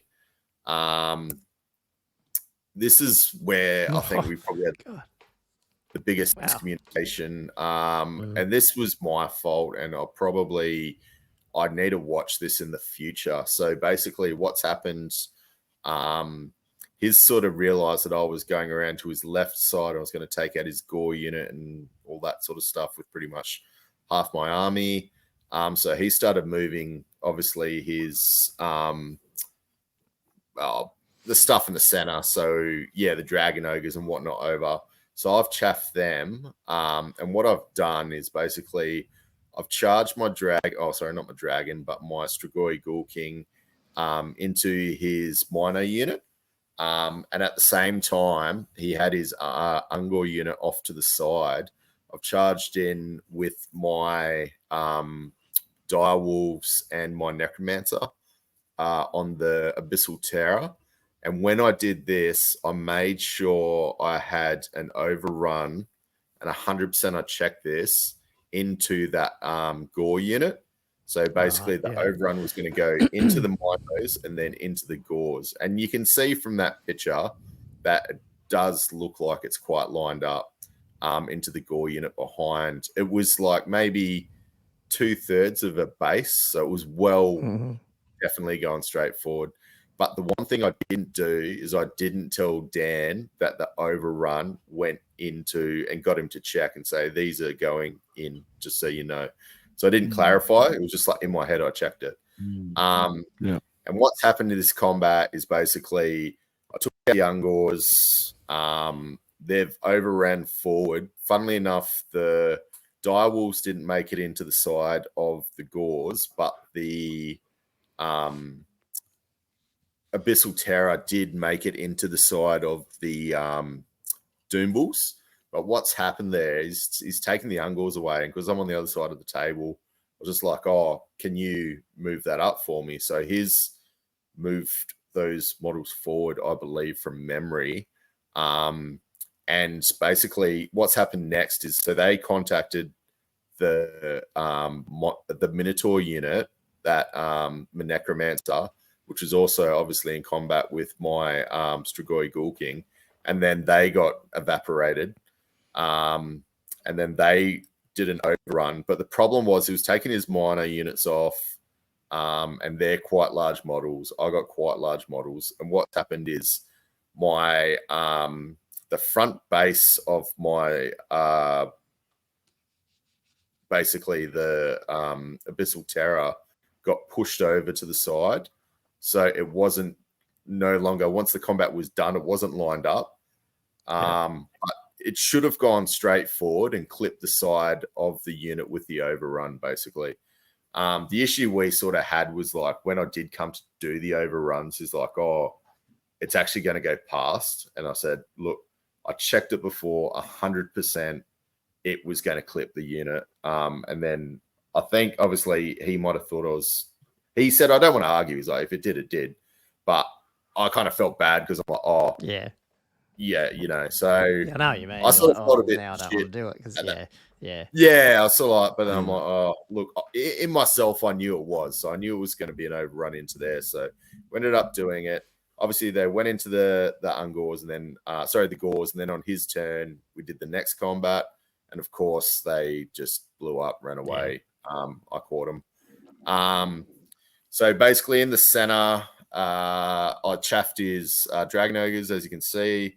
My Knights went into his Gorgon, that evaporated, and then they overran into his the Bestigor unit.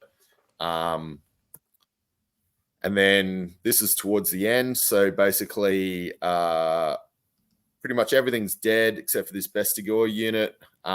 So what's happened is Dragon Ogres ended up going into combat with my Strigoi Ghoul King, and I killed his Dragon Ogres, so that's why they're off the board. Who killed the Gorgon, sorry? I might have missed it. The Gorgon was the Knights. So the Knights okay. Charged into the Gorgon, and then they overran into the Bestigor unit. Yeah. So the Knights actually did pretty well. I was able to challenge him, and I got a bit lucky with my 2-up saves. I was doing some screams, as you can see at the back there, and basically by the end of it, where are we? But sorry. What's happened is basically there's nothing at the end there, but he's taken out the Knights. He ended up taking out the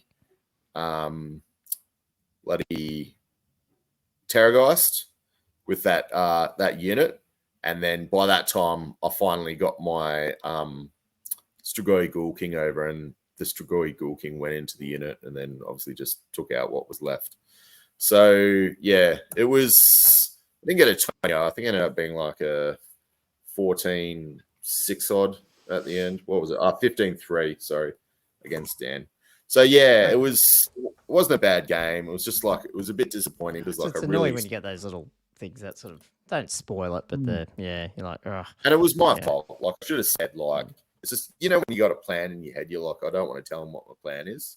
So I just think the whole world stepped back a little bit from having. Like I love that idea of playing with.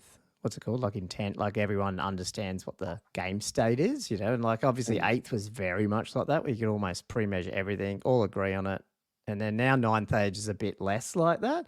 Because even ASB, he does it different to me and how we've played it, which it's not wrong, it's just different, is like I would, even though if I'm charging with a wheel, I would measure it with you before, I would still declare the charge, but I would do it in the when I've declared it that it's an 18, you know what I mean? Yeah. Whereas he's cool. He says, "Oh, look, you declare it, and we'll work it out when we're in the actual move charge, like when we're moving it, So then and roll the dice, and then we work it out. And that's the bit where I'm just like, that's the problem with the whole world. It's like you can't. You can't come up with these things first. So like. As much as you used to, I should say. I mean, there's lots, and that's what you're trying to do. But you obviously did that in your head rather than tell him that that's what I want to do. Yeah, it was just the vision of it. So it was just basically during that. I'm pretty sure you moved that forward, and then he's moved it forward, and then obviously the moving models. It ended up moving over maybe a good half an inch, and the front facing got changed, and it was just like technically it should have gone forward, and obviously it got bumped at the stage. So, but well, we better get into round 5. I only got 2 games to cover because. Do you want me to go and then you just finish off? You two. Yeah, I think so. Okay, let's do that. Well, I've on the same table as you just were, Andrew. Hey. Second time I played on it. Started on it, finished on it. So, this is Mountain Pass. And I guess the scenario points were like you're trying to get like unit strength in there deployment zone and get someone off. Cam actually rocked up because it was after lunch. That again, we didn't get into this game for like almost 15 minutes after, which is a little so we didn't get through the whole game. Which, to be honest, probably helped me more than anything, so that was fine. But yeah, it's just it's annoying not getting through all the. I think I only got through turn 4 like in 3 games. I think. Yeah, I didn't get to turn 6 in any of my games. Yeah, right. Yeah, I mean, technically I didn't, but I would have I did finish the game against Daryl, but that was, because he was gone. But yeah. So I need to there's some, especially this game, I know my turn 1 was way longer, just the amount of spells and augments I'm doing compared to his one, which is really interesting. So it just sort of drags on. But anyway, I put my Skellies, I've never played Brett, so I was a little bit worried because the Duke's out there, but he doesn't have large targets, so it sort of negates some of the firepower of this list. But I've got my cast. One casket on a hill, and the rest of all this stuff's. We were playing that big one as a hill, but everything else impassable. So I've got like Scorpion, Necrosphinx out on sort of this left, jumping between these impassibles because there's a building here now, and then my big unit of archers in the middle with like my smaller skirmishers and my wizard and stuff behind that, and then I have my dragon.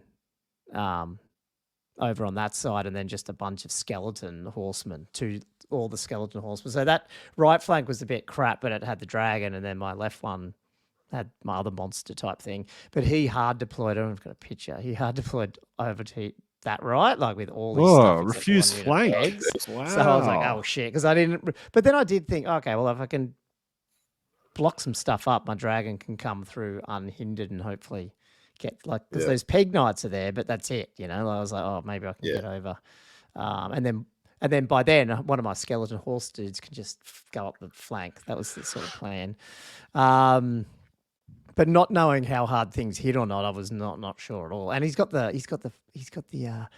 Alice Touchard, which I knew nothing how she worked, but it was cool to see her. Yeah, cool. So that was cool. I couldn't tell you what it was. It was like 2 units of 4 pegs, some bowmen, a big unit of men at arms, and 2 realms potentially, and some yeomen in front. I think it was something like that. What did this Duke have? His BSBs at the back. I don't know. Did it have Monster Slayer or not? Is what I'm asking you. No, it didn't have Monster Slayer. I don't believe. Right. I don't believe because he didn't go hard at my guys. So. You didn't go hard at your dragon. Yeah. No. So. So sure, he's cool. He's a local. I didn't even know, and he's got other mates who play, so definitely going to catch up. His name's Cam. He's awesome. But it's had some funny moments in this game where, I sort of pushed up a bit out of charge range, and I thought, well, what's he going to do? And then he didn't really push up, so on that left flank, we were just hanging there, which is kind of funny. He brought the yeoman up, but that was about it. And then I ended up, I think it was my turn 2 or something. I just had to decide. I'm going to try and charge them. They ran away, and then I tried redirecting into Alice Touchard, whatever her name is, Alice Touchard, but failed the. It was pretty far then. I could actually hit her, but it was too far, and then I just stumbled. Everyone stumbled forward. That's right. And that raises the question about countercharging off a redirect. Which you were asking me about that day, wasn't it? I was asking you about that, exactly. We were trying to work that one out. I think it was because it's not actually a charge reaction or something. But yeah, it was unclear. It was unclear. Because he'd gone in with this other, which I'll talk about in a minute, this left unit of knights had gone into my big block, and I'll tell people in a minute.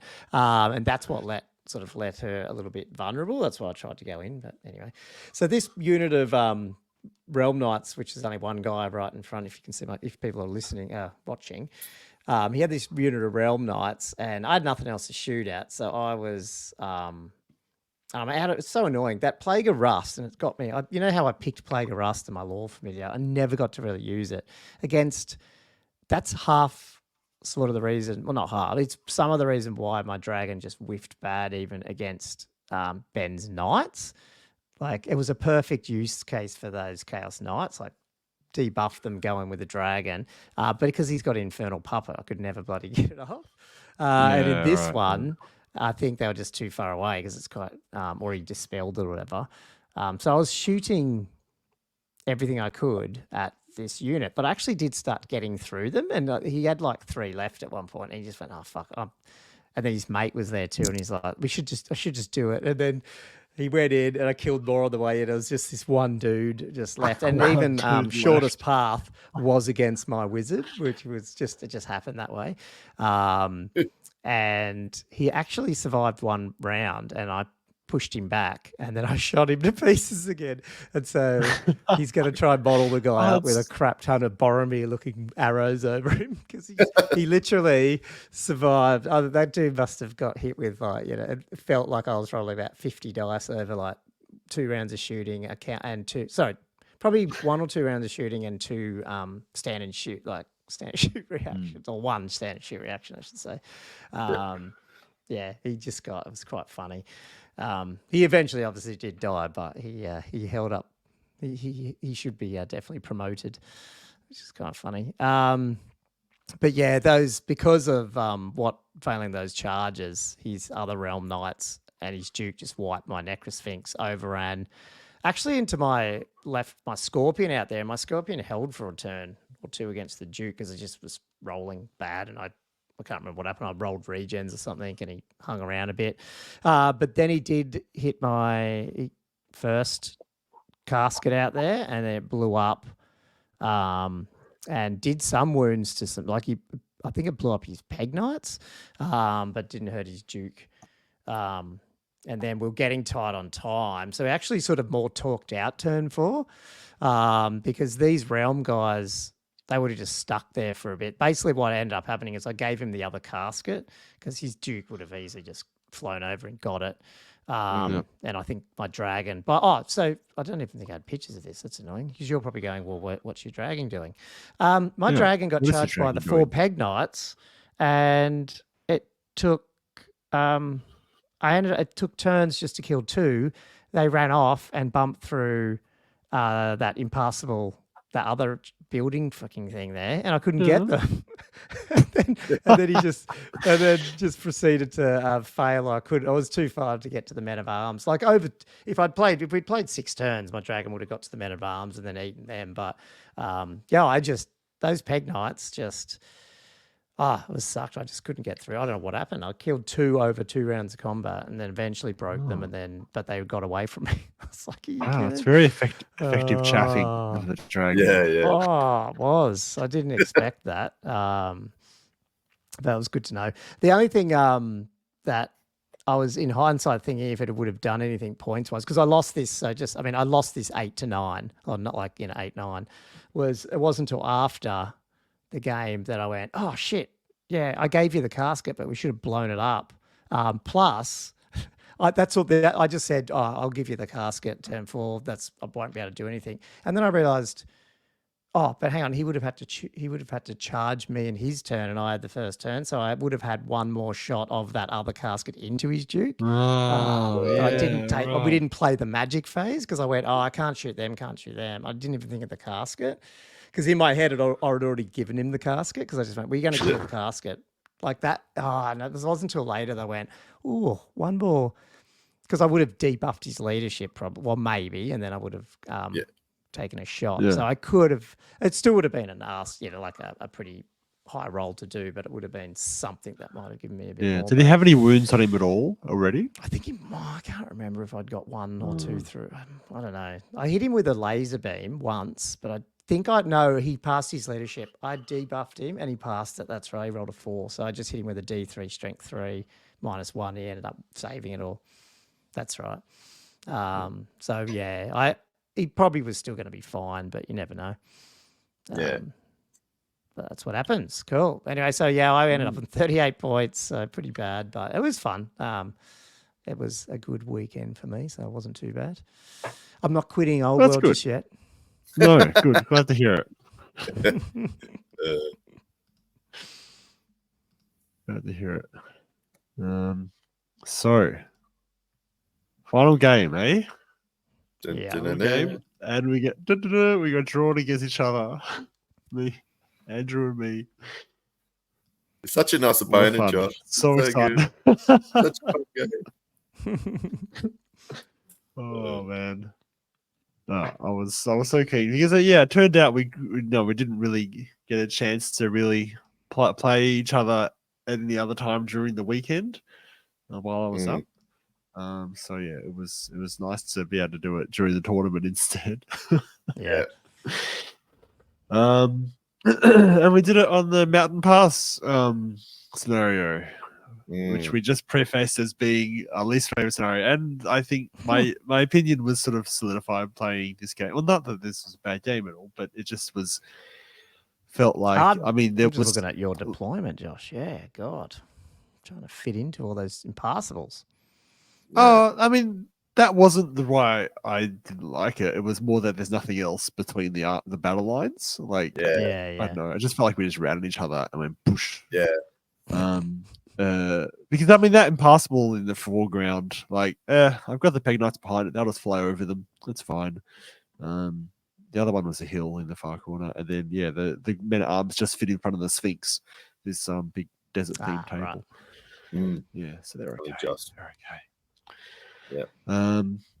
How do you want to do this, Andrew? I don't know a quick 10 for 10, but super quick. Yeah, sounds good. We can do. Sweet. There we go. There's the next turn. Yeah. So basically, I got first hand because Josh prayed. Josh has got the Falcon Horn, which for me, I'm just like, oh shit. I'm in trouble here. So I thought with all my flying, I'm just going to run forward with everything I can as far as I can to a certain degree without giving him stupid charges. So my dragon went into one of his units of so Josh scouted his, what are they? The bowmen, the little squires. Yeah, squires. 2 units of them right in front of me, trying to bait me out, and I'm like, well, it worked. So I've charged in with my I think I tried to do 2. Oh no, you had them just out of charge range with the bats, I think. So yeah, I've charged in with the bats couldn't fly, so they could only go like 7 inches. Yeah. So charged in with the big fella. And did I charge in with my Blood Knights? I forget what's happened here. But anyway, basically that's all that's happened. So I've charged in, killed, did a little overrun. I was hoping to do a big overrun, but I didn't. And that's where I ended up. Yeah. And then I just pushed forward with stuff. So that's like, about what, 8 or 10 inches away from my battle line. So right directly in front of my Duke. And the men at arms, 2 lances of knights, and the Peg Knights nearby as well. Pretty much my entire army. He's just got this Ghoul King just out by himself looking at me. And I was like, that's for this game. I was looking at that as being a pretty juicy opportunity until I realized, obviously, that whatever I charge with, he'll probably just challenge me, and there's no point putting more than 2 units into him, But yeah. So what else have we got? So so I did charge with the Duke and 1 unit of Aaron just for some static combat res. What did he get off? I can't quite remember now. So what is that dice roll that we were talking about? Was that in this combat? The next combat. That was it was a next combat. Oh, was that you got a bazillion ones for because you got like 8. Yeah, because I think I rolled 3 D3 attacks, so like I got up to 8, and then I think I got hardly anything through in the end. I think I got. You got anything through. Yeah, you got heaps of ones. I remember that. Wow, you got this with the Duke and the other guy. The Duke. Yeah, the Duke in the challenge. Yeah. So he didn't get much through. Because you screamed me as well, didn't you? As well, I think I took off some wounds off the Duke as well. Looks like there's. I think I took 1 wound off. 1 wound the first time. Yeah. I think that's a 1 there. Did I bump that? Yeah. I must have clicked the screen somehow. I don't know. Didn't even know I could do that. Oh yeah. So the squires in front of the Blood Knights on that flank. on the near flank. So yeah, I don't think you mustn't have charged him in the first turn because I've actually moved them right up in front of that of the Blood Knights, forcing you to charge them because I've got the Grails and the Peg Knights sort of sitting, waiting, waiting for you to approach me. We got bats that can't do anything. Yeah, bats that can only move one. One. I did get Falcon in the last game too. I forgot to bring that up, but yes. I didn't fail a Horn. Bloody Falcon this tournament. What else? Oh, and obviously the other thing that happened was the Green Knight spawns in the pond in the battlefield. Go straight into the Necromancer. Bush. And proceeds to fluff all his attacks. And then the Necromancer gets off the assailant spell. And we had to look it up. We were like, does the assailant spell, is that magical attacks or is it just regular attacks? Like, it took us a while to find. Yeah. It wasn't in the ethereal special rules. It wasn't in the magic section. It was in the magical attack special rules. And in italics below that saying all magical spells are considered magical attacks. Which, I mean, it's intuitive, right? But just finding it written there somewhere was a real hunt. But yeah, so the Green Knight pops. On the far flank, I don't think much has happened. I think you move your dogs up a bit, and you have the Terror guy sort of waiting, but you hadn't done very much otherwise. What's this? So, and then everything sort of gets into a big mash, because again, there's no terrain separating us. We're just in a narrow sort of column, and we're just hitting each other. So your ghoul ended up killing my Duke. Did he scream him and then? I screamed. Did you kill him in combat as well, or was it just a scream and then he died from the scream? It was just a scream. It was. You got 11. I remember that specifically. Oh, that's right. Yeah, I rolled an 11. Yeah. So the Duke pops, which hurt.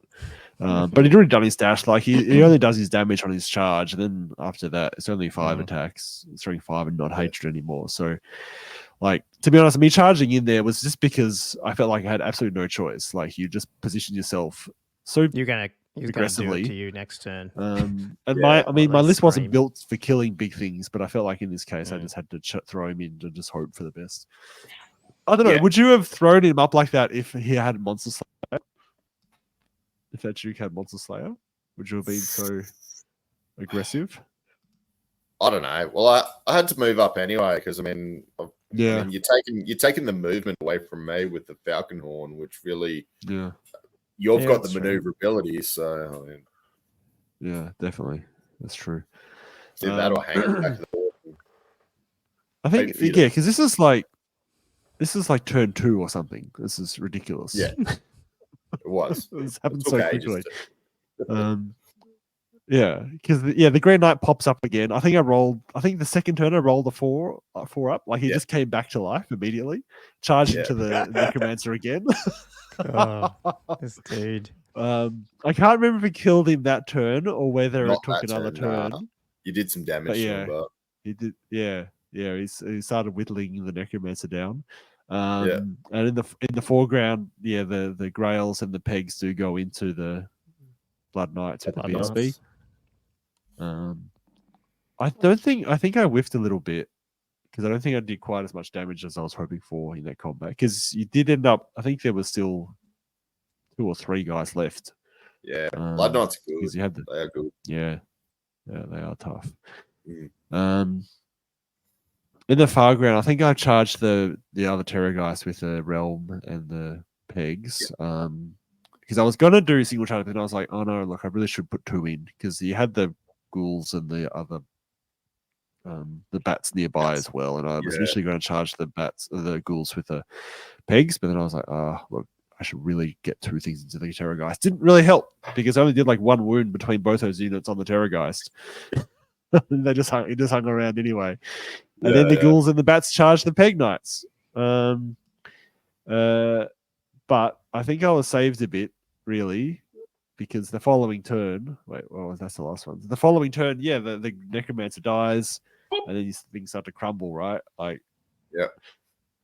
Because the Terror Geist, what was it, Leadership 4 or something? And you rolled like... Yeah, he blew straight up. 8 or a 10. So he just blew up. and that meant my realm were free to then support the Peg Knights and charge the bats in the flank. I ended up charging the Green Knight into the BSB that was left, that was sort of on his own with the Grails and the Peg Knights, and I did something very Umbretonian. I used my prophetess to chaff up his Ghoul King rather than risking him charging into the Ground Knights. I couldn't believe you did that, but yeah. I just didn't want to risk it. So chivalrous of you. I had to have something. The lady's not going to be happy with you after this tournament. You've taken out other Bretonians. They've just fed a damn. Other Bretonians. I had accidentally killed her through my own misadventure in the previous game. Yeah. What was it? 10-3, and it's just like Kendall's like 2 minutes or some shit. Yeah, so I think we got through turn 4, and then that was it. I mean, and that was like we played a lot of Warhammer in that time, even though they got to turn 4, because it all happened so quickly. Once you get into combat, it does start dragging a bit. And if you'd done that in turn 1 or turn 2, suddenly we did. Yeah, like it was literally my turn 1, which is the bottom of turn 1. I was charging his Ghoul King. It happened straight up. So I think the crumbling really helped me in the end. So the Green Knight carried it really, because I think I ended up. Man, he's MVP for you. This I still had most of the. I think I had half my army, and you didn't have everything.